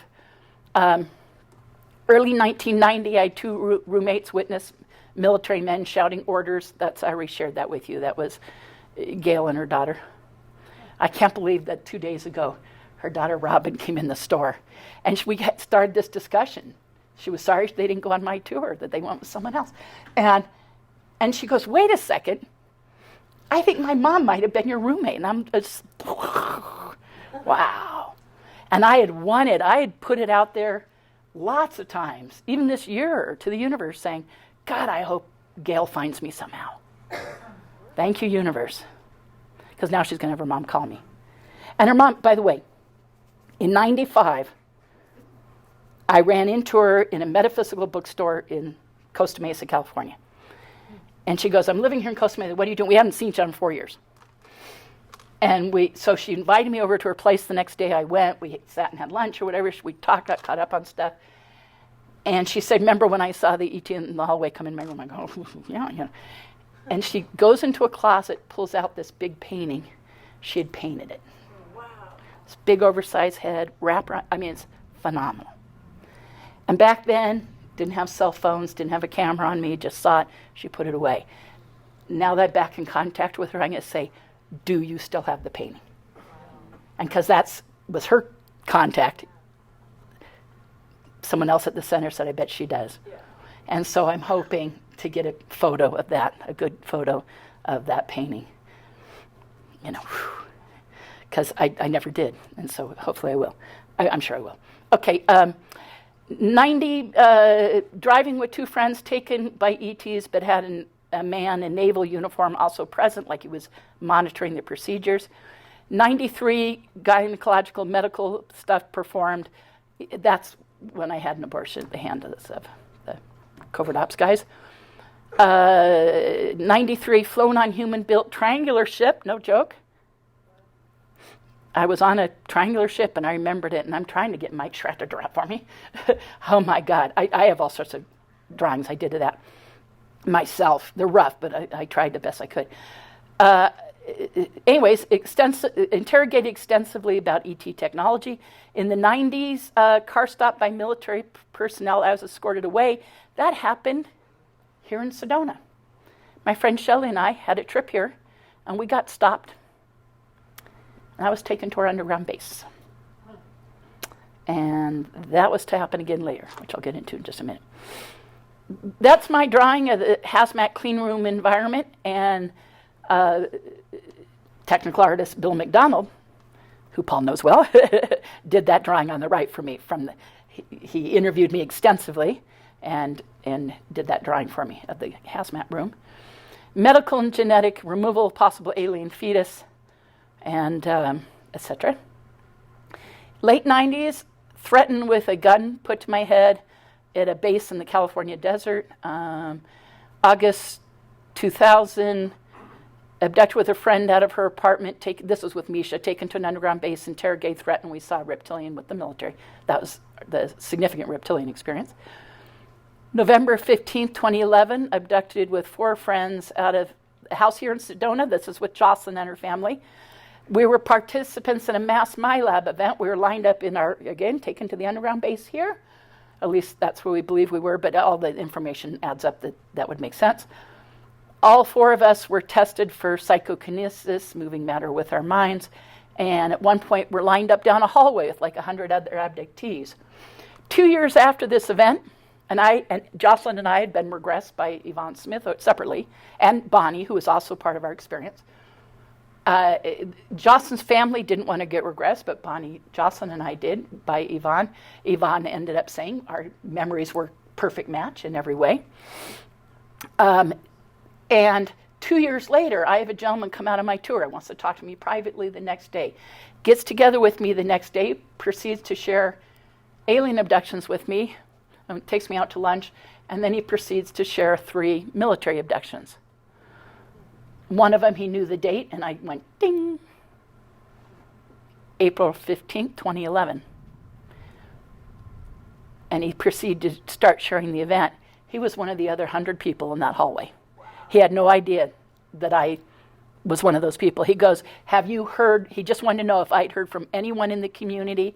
He had lived in 2011 and 2012. He lived here in Sedona, but then he had moved away. So he was back visiting. And he said, when I lived here, and he talked all about his girlfriend at the time, witnessing his stuff, and et cetera, et cetera. But he was one of the, he goes into telling which was all, he hadn't had any regression, it was all conscious memory. He starts telling me this whole thing. It's like somebody describing our whole experience. Wow. He was clearly there. And he goes, have you ever heard of anyone else who could have been there? And I said, yeah, I have. And he goes, like who? I go, like me. And he goes, what do you mean you? And I go, me. He goes, what do you mean you? You know, I go, me and my friends. He goes, what do you mean you and your friends? I go, me and my friends were those other 100 people in the hallway. You know, and he was like, what? Anyways, so I have that witness. Okay. Group MyLab event taken from the Super Soldier Conference, hosted by Lorraine Fenton at the time. Psi and memory enhancement happening there. And ongoing and recently, what I call minder scenarios that's befriended by insiders, and I've had a lot of that. A lot. That's, yeah. Yeah, like lots. anyone who knows anything about me for any amount of time, because I'm always got some insider in the back pocket, some I meet by chance, some find me, whatever. It's okay. Sometimes they share information with me. I think it's like they want to know about my experiences. It's never threatening. Not anymore. Years ago, but not now. And so maybe they'll ask me about my experiences, but in trade they usually tell me stuff, and I get like inside track stuff on disclosure stuff, So I like that. So I'll play that game. Mass My Live event, speaker, super soldier. Now, these aren't actual pictures from the event, but after doing a lot of research online, we were taken down from the hotel, Henderson, Colorado. The hotel doesn't exist anymore, it's been leveled. But we were taken down to the loading dock, and there's about the other people involved who also remember parts. There's this 1 or 2 Ryder trucks, but they look just like this, Ryder moving truck. But inside, in the bottom left corner, is an actual picture of a outpatient surgical unit done inside of mobile surgical unit in the back of a truck. So that's actually what that picture is. That's in the back of a truck, and dang, if it didn't look an awful lot like that. And then there were guys in the hotel. This guy in uniform on the right is in a hotel hallway where that picture is taken and looks just like our experience. So those were identical, even though they're not from the experience, but it looked just like that. Here's some of my personal evidence. So the journey has evidence. Shallow scoop mark, right shin, line scar, small scoop bar below my knee. Those were experiences I've already told you about. A T scar on my arm, photos of needle marks, photos of fluorescence on my body. It's a whole nother story, but sometimes people fluoresce afterwards. You don't see it, but under a certain frequency of black light. But I've been tested many times after experiences, and sure enough. Photos of bruises from events, photos and evidence of the home broken into. When Misha and I were taken by the military, they did a lot of damage. I'll show you some pictures. Jocelyn's house, after that, we were taken by ETs from the house, but I called a handoff event because we were handed over to covert guys, and it was ET and covert together. But the ETs had like landing trace evidence in the yard, full-on circle, and thank God for the evidence. That's a fire alarm. That's alert. That's alerts coming on people's phone, just the storm. There might have been a fire started or something. Did it say where? Well, luckily, in Sedona, we're up on a hill, so unless you're down by the creek, we're probably good. Thank God. Okay. Doctor at MUFON, Minnesota confirmed. Oh, God, this is a weird thing. I spoke for MUFON, Minnesota. They had a doctor there who approached me afterwards during a break, wanted to talk to me, and then after the event, while they're cleaning up, and they had food there, and they had chairs, and they're putting it all away, and this guy took me off and was asking me, because I had talked about my MILAB stuff and the abortion procedure, and he wanted to talk to me about that. And he said, I'm a doctor who's performed many of these, and I'm here to tell you, you had an early stage, It was the difficulty with the pregnancy, and I think you're right, it's probably a hybrid, because you had this difficulty, and, And I said, well, it had to have been, otherwise it was the second coming. So, I said, it had to have been. Or a long dry spell. But anyway, so, and then get this. So years later, I didn't follow up with him, and I kicked myself. So years later, I approached the director of MUFON Minnesota and the assistant director and a bunch of the board members, and I had a whole team of people working with me. And then a bunch of them were at a major conference I went to, and so we had a powwow at the conference, and they gave me all the results.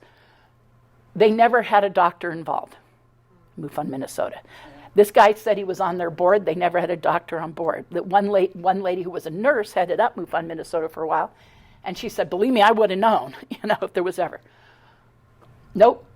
No one knew who he was, everything. And I'm thinking this was probably an intelligence guy now. And they said that. They said, we need to tell you, after extensive research, there's no evidence. We put multiple emails out to everyone and people who have been attending us for 20 years, and longer. None of them, they had a bunch of old timers and said, they said none of them know of any guy who is a gynecological surgeon, blah, blah, none. And this guy said he was on the board and everything, so obviously he wasn't. And I think they wanted to know the results of, because he asked me a lot of how I healed and everything afterwards. Now I go, oh man. So I think that was an intel guy checking up on me after the fact. A couple years later, how was I? How did I heal? Et cetera, et cetera. That now it makes sense, but when they did all that research and there was nothing, I'm like, oh my. And they'd come to that conclusion. I think you had an intel guy said you might be right. Okay. So I already talked about the implants. Many witnesses. So I already said that about the implants, so I don't need to go over that. Gail and her daughter, obviously, Steve, Mike, Bonnie, Jocelyn, her family. I had an event in Rachel, Nevada, where those folks also witnessed it. Anyways, John and others from the Coronado event who remembered my being there.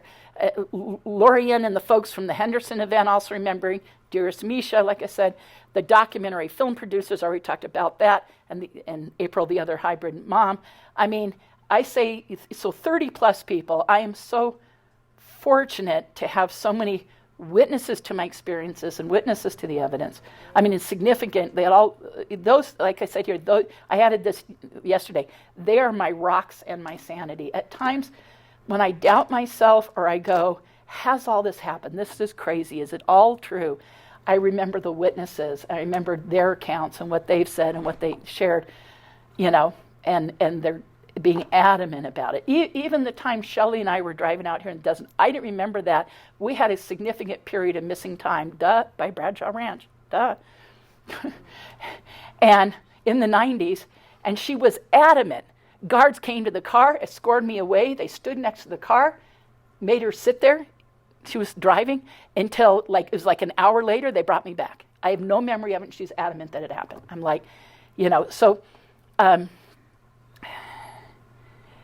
And so, like I said, they're my rocks and my sanity, because thank God for the witnesses, because that's where I go, okay, I know this is really happening.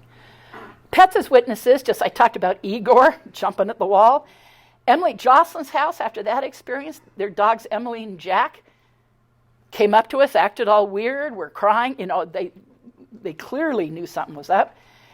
Denver, Colorado, taken from a family's house. They had a hamster in the same room where I was staying. Man, that hamster in the middle of the night went nuts, and the room filled with blue light at the beginning of the abduction.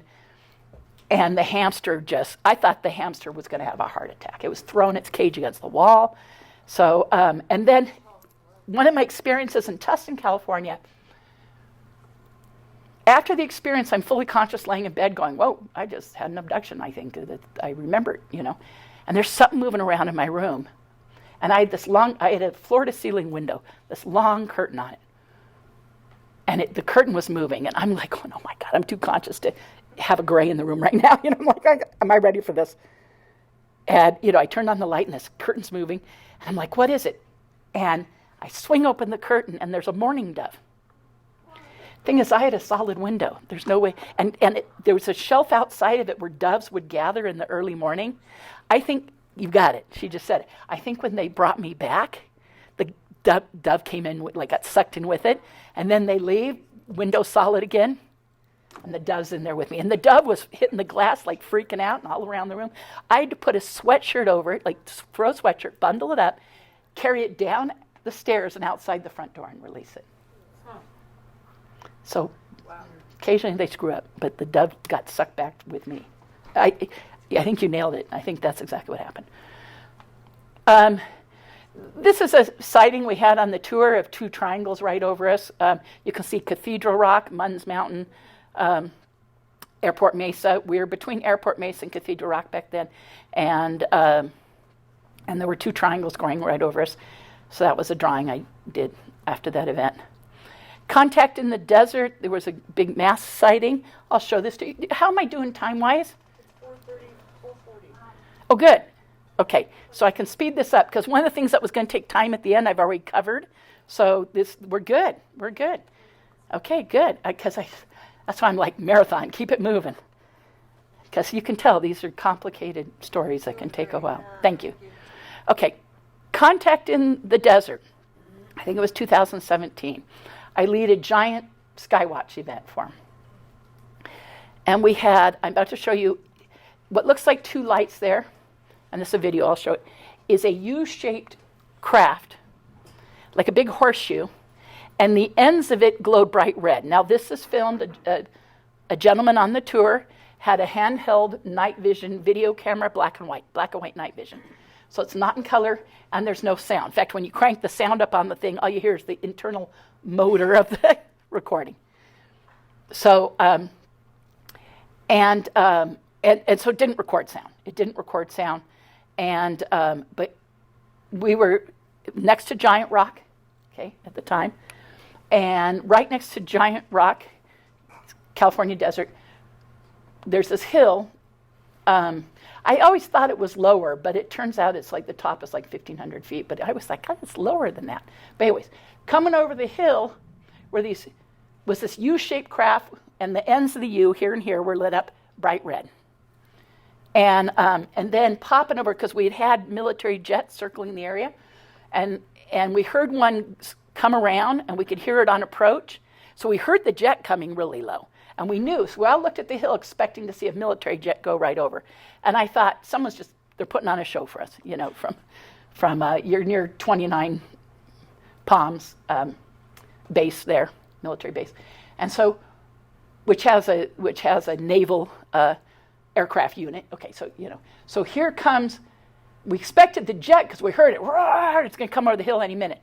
But all of a sudden this thing comes before the jet, completely silent, like ballet, back and forth, completely silent, these two red lit up ends and a big U,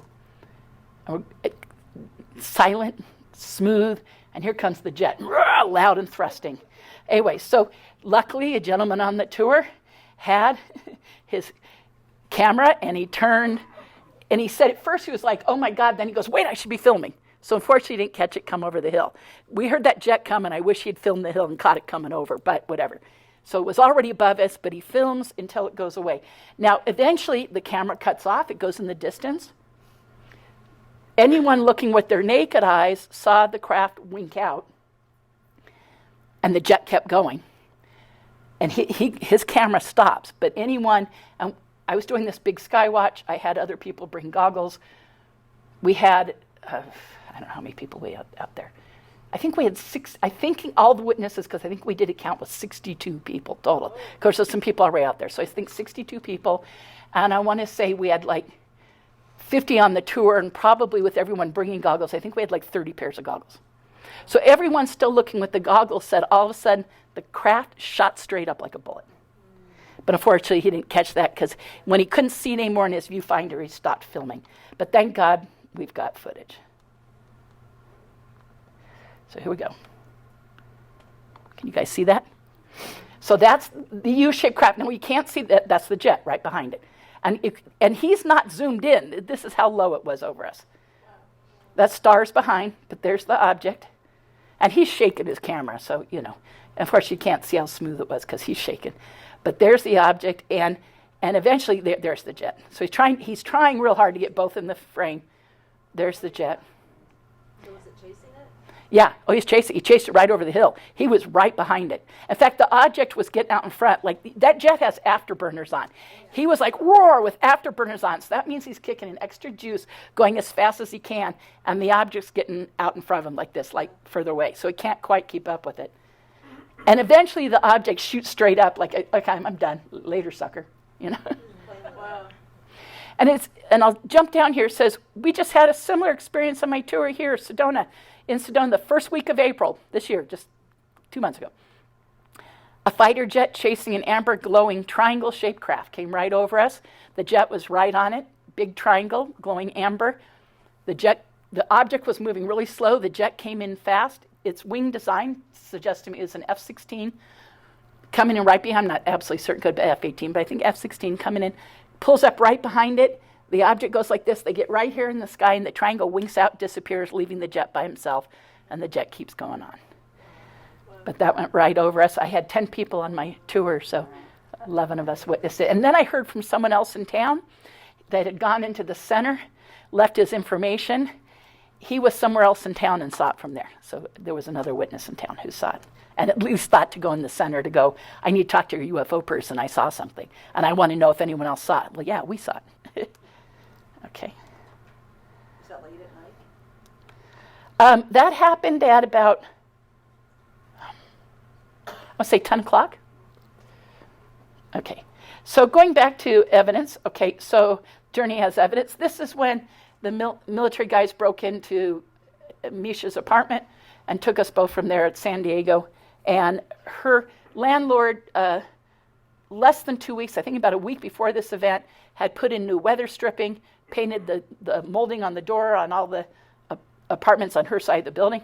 And so all this, the gouges and the weather stripping and the gouges and the wood and the lock and everything was all brand new. Because it had just been painted and it was all new, like less than 2 weeks before. I had bruises on me after that experience because I was manhandled at one time. I was led down a hallway in this underground base, and the guard is holding me like this. And he's saying, if I squeeze you, stop. And if I turn, so he's like, stay with me. And I ended up having bruises on my arm, right? And then on my leg was because, well, I kind of tried to fight back a little lamely, but I got hit on the leg, and then also I tripped over some of the furniture in her apartment. So between tripping over the furniture and a guy hitting me on the leg, that's the leg bruises are from both of those. Journey has evidence. Drawing I did, because I've had needle holes. Not that the drawing is the evidence, but the needle holes left on my body a bunch of times. At one time, this was an instrument, and it had fluid going through it, and these 2 needles. But I drew that the next day in a journal from memory from the experience. This is the scoop mark on when I was shown the adult hybrid daughter experience, driving home on the 10 freeway in the middle of the night from California. It was August, so to avoid the heat, it was supposed to be 124 in Phoenix. And I'm like, yeah, I'm going to drive at night. So I came out from California at night, and like I said, drove off in the little 2-lane road in the middle of nowhere. And that's when the craft came over in the blue light that I had that other picture of. But the next day, not only did I have the missing time, I had this. And my leg, I don't know if you can tell, was cleanly shaven because the day before, I had shaved it in the hotel. And I definitely did not have it there. and my leg throbbed. And so the next day I discovered that I had this new healed, what's called a scoop mark on my leg, healed overnight. The day before that was not there. Now, the Journey has new evidence. This is night vision video from UFO. Now, okay, I've had a friend going out with me. I have a holder, thanks to Josh for holding on loan from him. Thank you, because it's come in handy many, many times. And I have another friend that's bought one, so we use both. And you put a cell phone in it and it holds the cell phone up to the goggles so you can film. Yay! Nice. Okay. Now, I'm really busy with my clients, so it's hard for me to do it, but I usually enlist, not every time, but because of some recent stuff we're having, which I'll explain as I read through this, in effort to try to get that, which is also why he loaned me the holder, because he heard that, and I said, I'm trying to get this recent evidence. And we're having phenomenal stuff with big amber lights coming and going over the base area. So I'll read here. So the night vision video I'm about to show you is from UFO Sighting Tour Night, April 28, 2024. Taken while viewing at approximately 1 a.m. Now this stuff was happening and peaking later. Now my clients were normally done with me at like 10:30. But I had some clients interested in going out to see this other stuff. And we were going to stop at 12, but it kept happening, so we stayed. So this video footage, Jim, using my cell phone in the holder, filmed this for me, my friend Jim. So 1 o'clock, so it was filmed at approximately 1 a.m. on the 29th, morning of the 29th. We're looking towards Secret Mountain Wilderness area behind. We're not behind Enchantment. We're actually at the Devil's Bridge trailhead lot. But we're looking straight towards Enchantment. And so these are the hills behind Enchantment and slightly to the right. Moving objects are large amber and red lights to the naked eye. This is shot in night vision, so you can't see color. It'll just be green. Objects moving are large amber and red lights to the naked eye. Color is not visible in the night vision. And are coming up and going down from What growing evidence shows is likely a large secret underground base and tunnel complex located in Sycamore Canyon and Secret Canyon and the surrounding areas. The stationary lights in the video are stars, so anything stationary is star, and things moving. A triangle formation of amber objects comes up, so they'll be green, but you just know with the naked eye they're actually red. A formation of amber objects comes up with each object getting brighter one by one. So they go, okay. At the same time, there are two double formations, two things together, of objects. One set's going along, but another set comes in and then turns and goes down behind the mountain. Set going down behind the mountain. Additionally, a large glowing object crests over the hill, comes up behind the hill, crests, and goes back down, demonstrating that it turned abruptly in order to have been able to do that. It had to have gone up and down, so obviously it turned. The two objects with fast triple blinking lights, so I'll see if I can point those out while you're watching it. Two objects with fast triple blinking, so you see blink, blink, blink, blink, blink, blink, blink, blink, okay. Those are both military helicopters, and there are many more military helicopters. 1 a.m., Sycamore and Secret Canyon, you guys know, but there's absolutely nothing there. There's nothing. There's no buildings, there's no roads, there's nothing. And yet we're getting military just swarming over the area a bunch of nights. So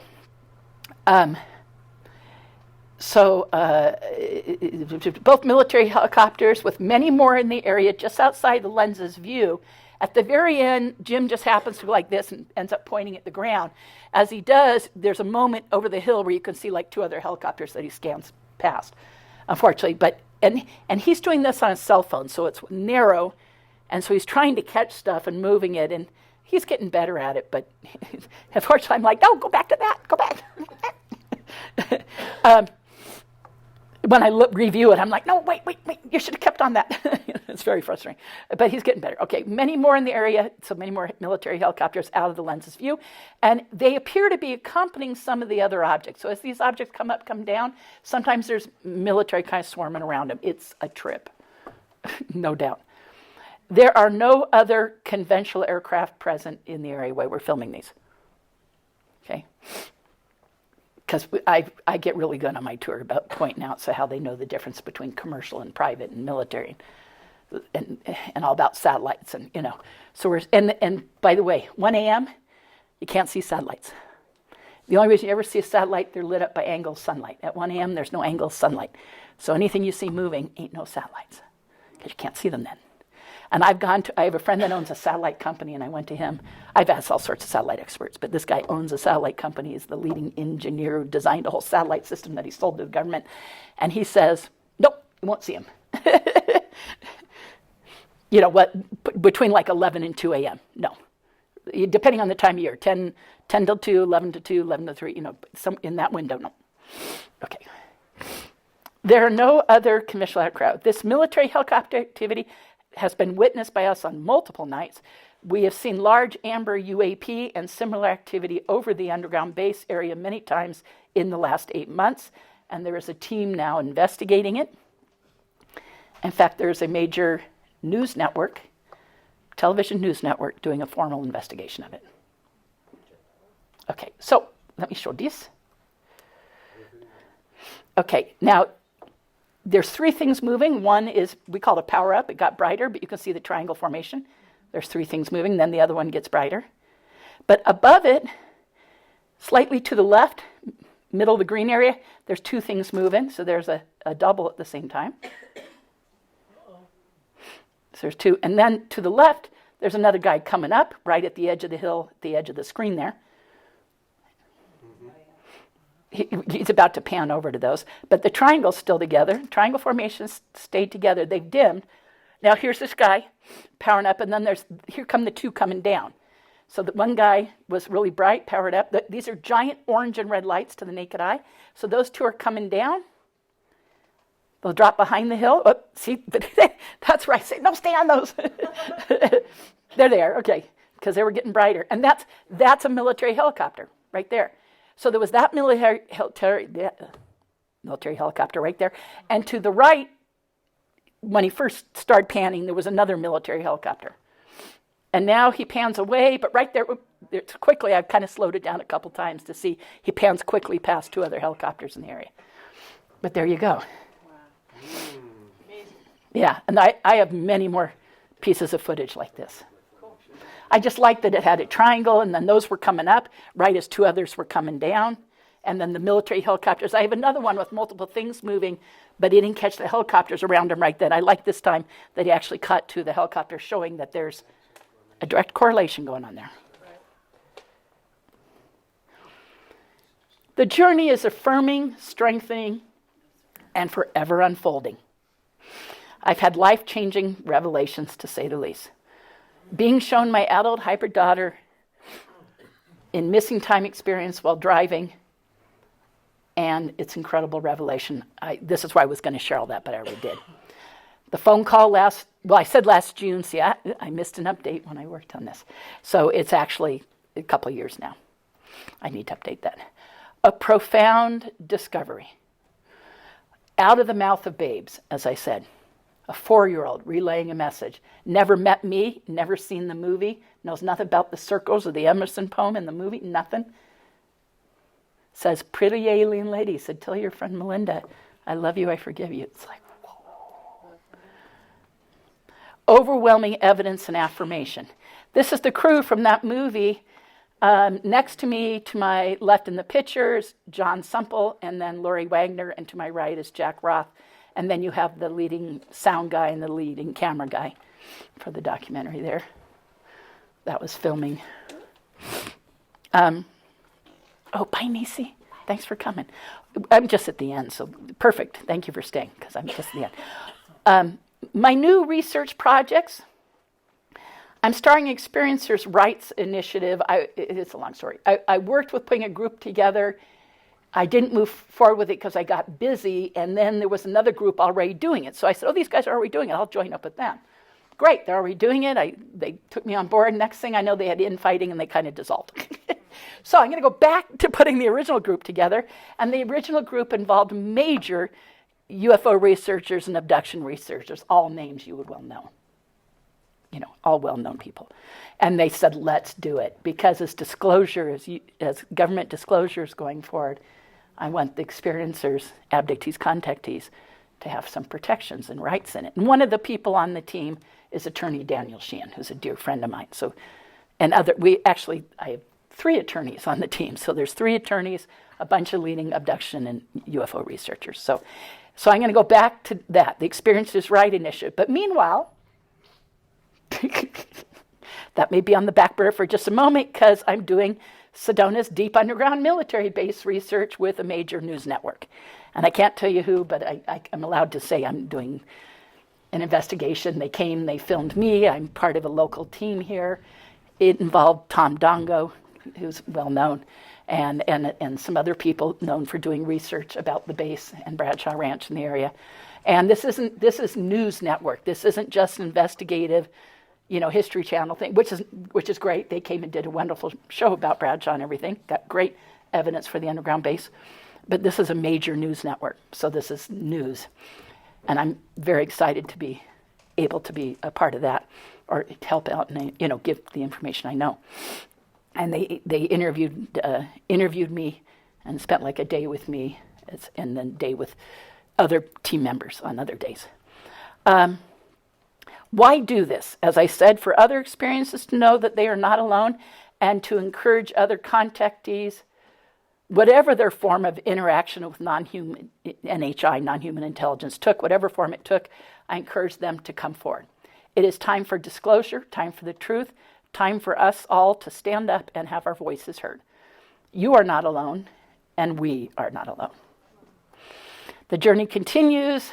My UFO sighting tours, UFOsightingtours.com. You book through the Center for the New Age, Sedona, Arizona.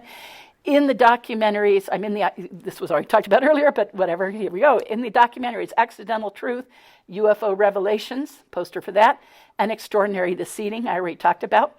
Both are available on most pay-per-view formats, so whatever pay-per-view format you use, you just look up Accidental Truth, UFO Revelations. Oh, by the way, Paul was one of the producers of that. So I'm glad you're here to be able to say that. Ron James is the director. What? Jennifer Stein. Yeah, and Jen. And, thank you. Yes, and Jen. Thank you. Try to screen this film And Jen. sometime next year Yeah. for you, but And it's Jen? available on Amazon Prime. Yeah. And same with Extraordinary This Seating, so Amazon Prime or whatever you use. Upcoming, obviously, I've already said, I'll be in a major TV network news story. Investigation's currently underway, and you can follow me on Facebook for any announcements. And there we go. Thank you guys for coming. Very well done. Thank you. We do have time for a few Okay, questions. okay, good. If we have that yellow mic That may be a record break. I'm actually Yes. done with some time to spare. Well, I mean, you did go 2 hours. It is 5 o'clock, so we don't have time for a lot, but if someone really wants to ask a question of Melinda, I know this was a difficult program and Yeah. very intense and a lot to digest. And I'll go to Joan and then I'll come back over here. Hi, Joan, by the way. Hi, Melinda. Well, first of all, your experiences are amazing Thank you. and probably very traumatic when some of them happened. But I'm curious. But very, very positive and transformative for me now.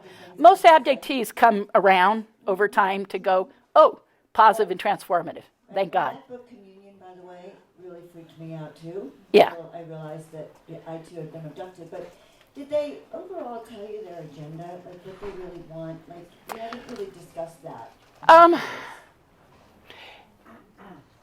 I think in answer to your question, did they tell me no? I think we can extrapolate stuff like the creation of hybrids and the taking of ovum from women and sperm from men, creation of hybrids is obviously, to me, over time, I've come to appreciate, as you well know, and probably most people, I mean, look where we are, Center for Christ Consciousness. It's all about consciousness. Their interaction with us is all about consciousness. And I don't say that lightly. I don't mean to be flippant or overly new agey or anything. I'm saying, I can say from all my experiences, I've learned that, everything is about consciousness. We're all big energy fields manifesting in the third dimension, what we're doing here. And maybe the creation of the hybrids is about helping us move into that next future kind of human, People used to speculate, is the hybrids something wrong with them? They need us. Are they creating something else? Are they going to take us over? All these things.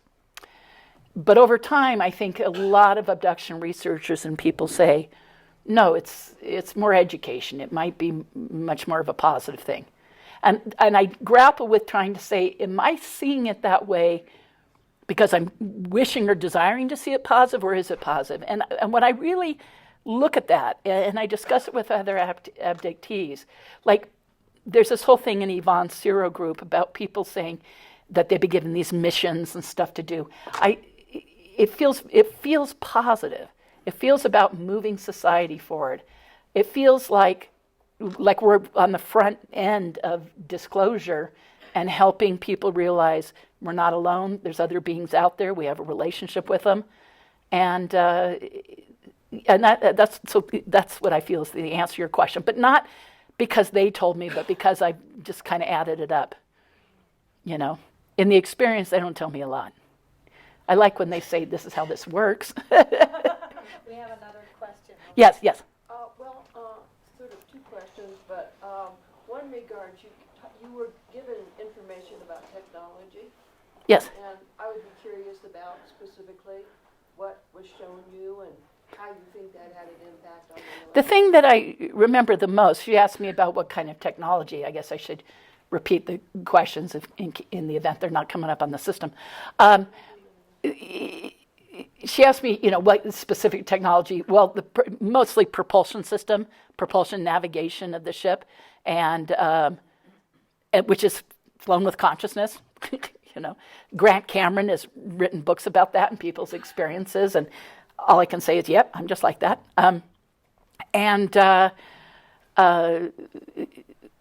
But yeah, and it's free energy, gravitational magnetic. I hit the mic. Gravitational magnetic technology, creating a huge magnetic field, and then that magnetic field operates independent of Earth's magnetic field, so they have the gravitational field, and I was just shown that was how that was created, was through this magnetic system. And the other question is regarding this military base, the helicopters, Yes. all the UFO activity. What in the world is going on there? Good question.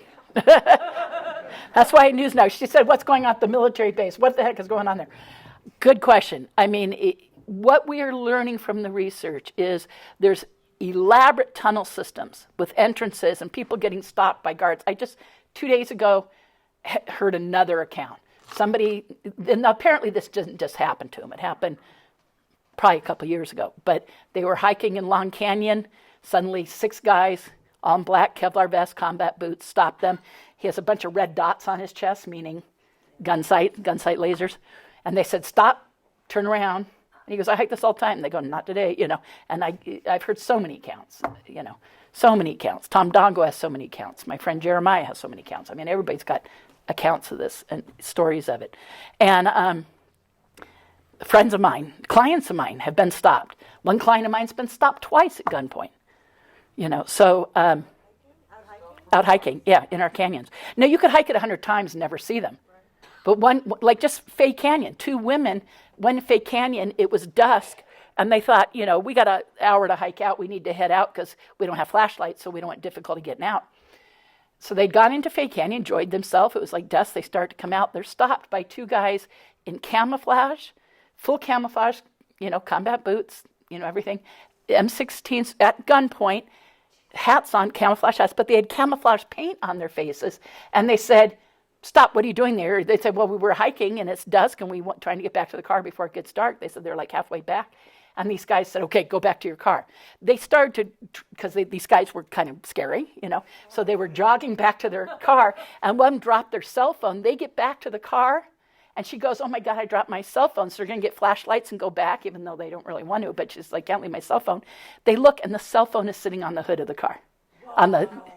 So obviously these guys used one of the entrances, one of the things to get out to them, or another trail. But if you've ever hiked Fay Canyon, there's really only one trail in and out. So they probably popped up somewhere else and found, They knew which car, and they put it in there? Well, they were talking about she had dropped her cell phone. Like as they were coming back, she goes, I think I dropped my cell phone. So probably the guards knew that, looked. They probably had some equipment to be able to find it, or flashlights or what, but they apparently found it and knew a quicker way to get back to her car. And so when they got back to the car, it was there. Of course, they were yelling, thank you for bringing back. But inside the car. No, on the hood, sitting on the hood. They didn't get in the car. They just left it on the hood. So as soon as they got to the car and got in it, they saw it sitting there on the hood. But these kind of things. And then, there are stories of people who've been confrontational with these guys and gotten a little roughed up. Melinda? Yeah. Yes. Yeah, you're a great person to ask this question. What are your feelings about Dr. Stephen Greer's work and how he feels that there are certain forces at play that are trying to give a negative spin to this interaction that we're having with extraterrestrials, and to kind of cloak it and to bring fear to the whole whole experience, where it's actually very positive. Yeah.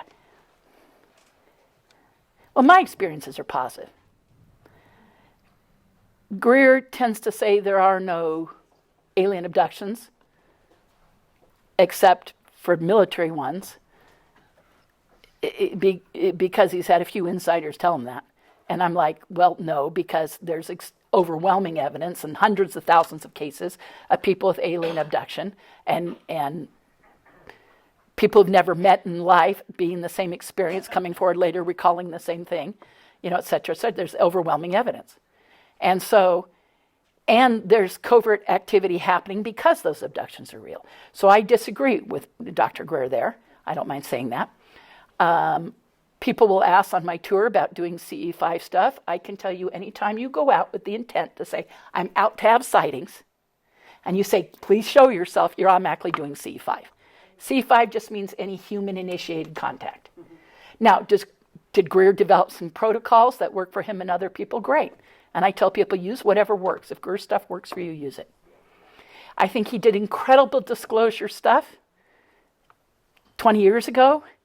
And I was going to events, there'd be 3,000 people in an audience. And I was, it was amazing. But I think he got away from that. And right when he was being his most effective, he shouldn't have dropped it. And people on my tours bring him up all the time, and I just kind of refrain because, I mean, yeah, does he do some good work? Yeah. I don't hang on every word that he says. I think he's incorrect about some things. So like anything in ufology, follow what feels right to you. If it's usable, use it. If it doesn't feel right. But to me, it's always about the evidence. You heard me say in the beginning of the talk, I'm hell-bent about it, almost to self-limiting. I want my experience to be about the evidence. I want my sightings on my tour to be about the evidence. And to me, it's like I'm going to follow the research and the people who are bringing forward evidence. That's where I'm at. So, in other words, do whatever you want to do and follow whoever you want to follow. We have one more question in the back. Okay, yes. That you were at contact in the desert this year with Adam Apollo? Well, I attended Contact in the Desert. I spoke at it last year. I spoke and did like 2 Skywatch events, but this year I just attended and had a good time. I partied. The reason I bring that up is that Sometimes it's fun just to go and hang, the reason I bring that up is that he has had many experiences like you have. Adam Apollo, I'm only cursory familiar with his stuff. I don't know a lot about him. I've met him at some conferences and stuff, super nice guy, but I don't know the depth of his stuff, so it's something I need to learn about. Oh, well, he has much the same path as you have. Oh, wonderful. Well, then Been abducted, he's gone through experiences like you have. well, I'll probably enjoy learning more about him. Well, thank you. There's so many people in the field, there's areas like when it comes to the disclosure stuff and the working group stuff and abduction stuff, I try to really submerge myself. But there's so many areas of ufology and so many people who've come forward, and it's, well, you guys know, it's nearly impossible to follow all of it, But I've met Adam, and I like him tremendously, so I'll follow up on his stuff. Thank you. Okay, there's one more question back here, Oh, one more question, all right. and then we'll call it How did you come to regression? How did I what? How did you have regression? How did you come to it? My first couple of trips to Area 51, I met some researchers there. One of those researchers, it wasn't Bill Hamilton, it was another one that a group of us had dinner with him. And he handed me the business card and he said, I happen to know this doctor, Dr. Deborah Troncalli, who does regressions, and I think you should work with her. And I think she could help you because it sounds like you're remembering abductions. And I was like, what? No, I don't know. And he goes, I think he could help you back then, because that was like 1990. And, or even late 89. So he gives me her card. Meanwhile, also out on those trips to Area 51, I'd become friends with researcher Bill Hamilton. Bill says, you need to get regressed. I'm certified. Let's do this. He actually took me out to dinner, but he took me out to dinner just to like, hey, we haven't been together in a while. Let's touch base, have dinner. Well, when he took me out to dinner, we're out to dinner, and he goes, well, there's a real reason I invite you to dinner. I think you should get regress, and if you've got time, let's go do one.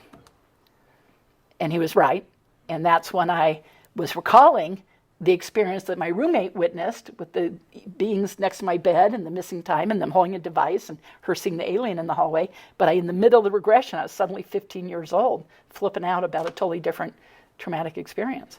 And that other experience wasn't traumatic, but Bill knew something was different. And that's when he said, how old are you? And I said, 15.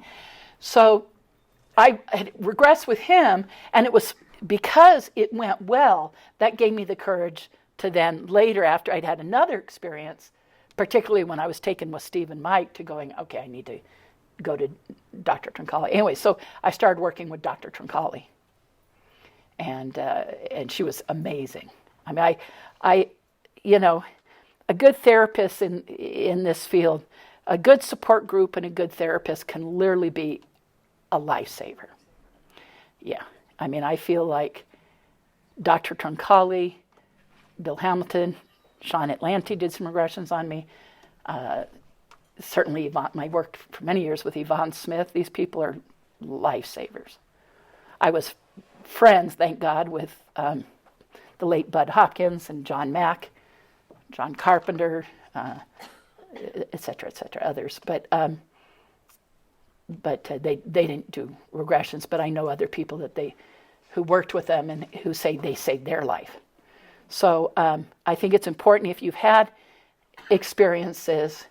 There are a couple people here in town that do regression work, and then there's people in other locations. So you may know some people that do some regression, being the director of MUFON. Yep, I was just going to say through the Mutual UFO Network, through MUFON.com, you can contact them, and they have a whole division now that provides professional psychiatrists or psychologists in different cities that are trained in regression. Yeah. There is a specific way to do, I guess you might call it an alien abduction. And is Earl running that now? Is it Earl Gray running that now? Yes, he's very much involved. Yeah.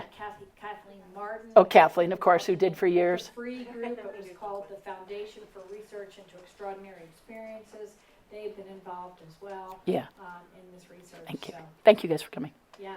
Thanks. So I think that's a good place to probably close. Yeah. I encourage you to come So if, and take a look. get the help if you need it. Melinda, thank you. I'm a big fan of getting help. Thank you guys. Thanks for coming. I appreciate it. Okay.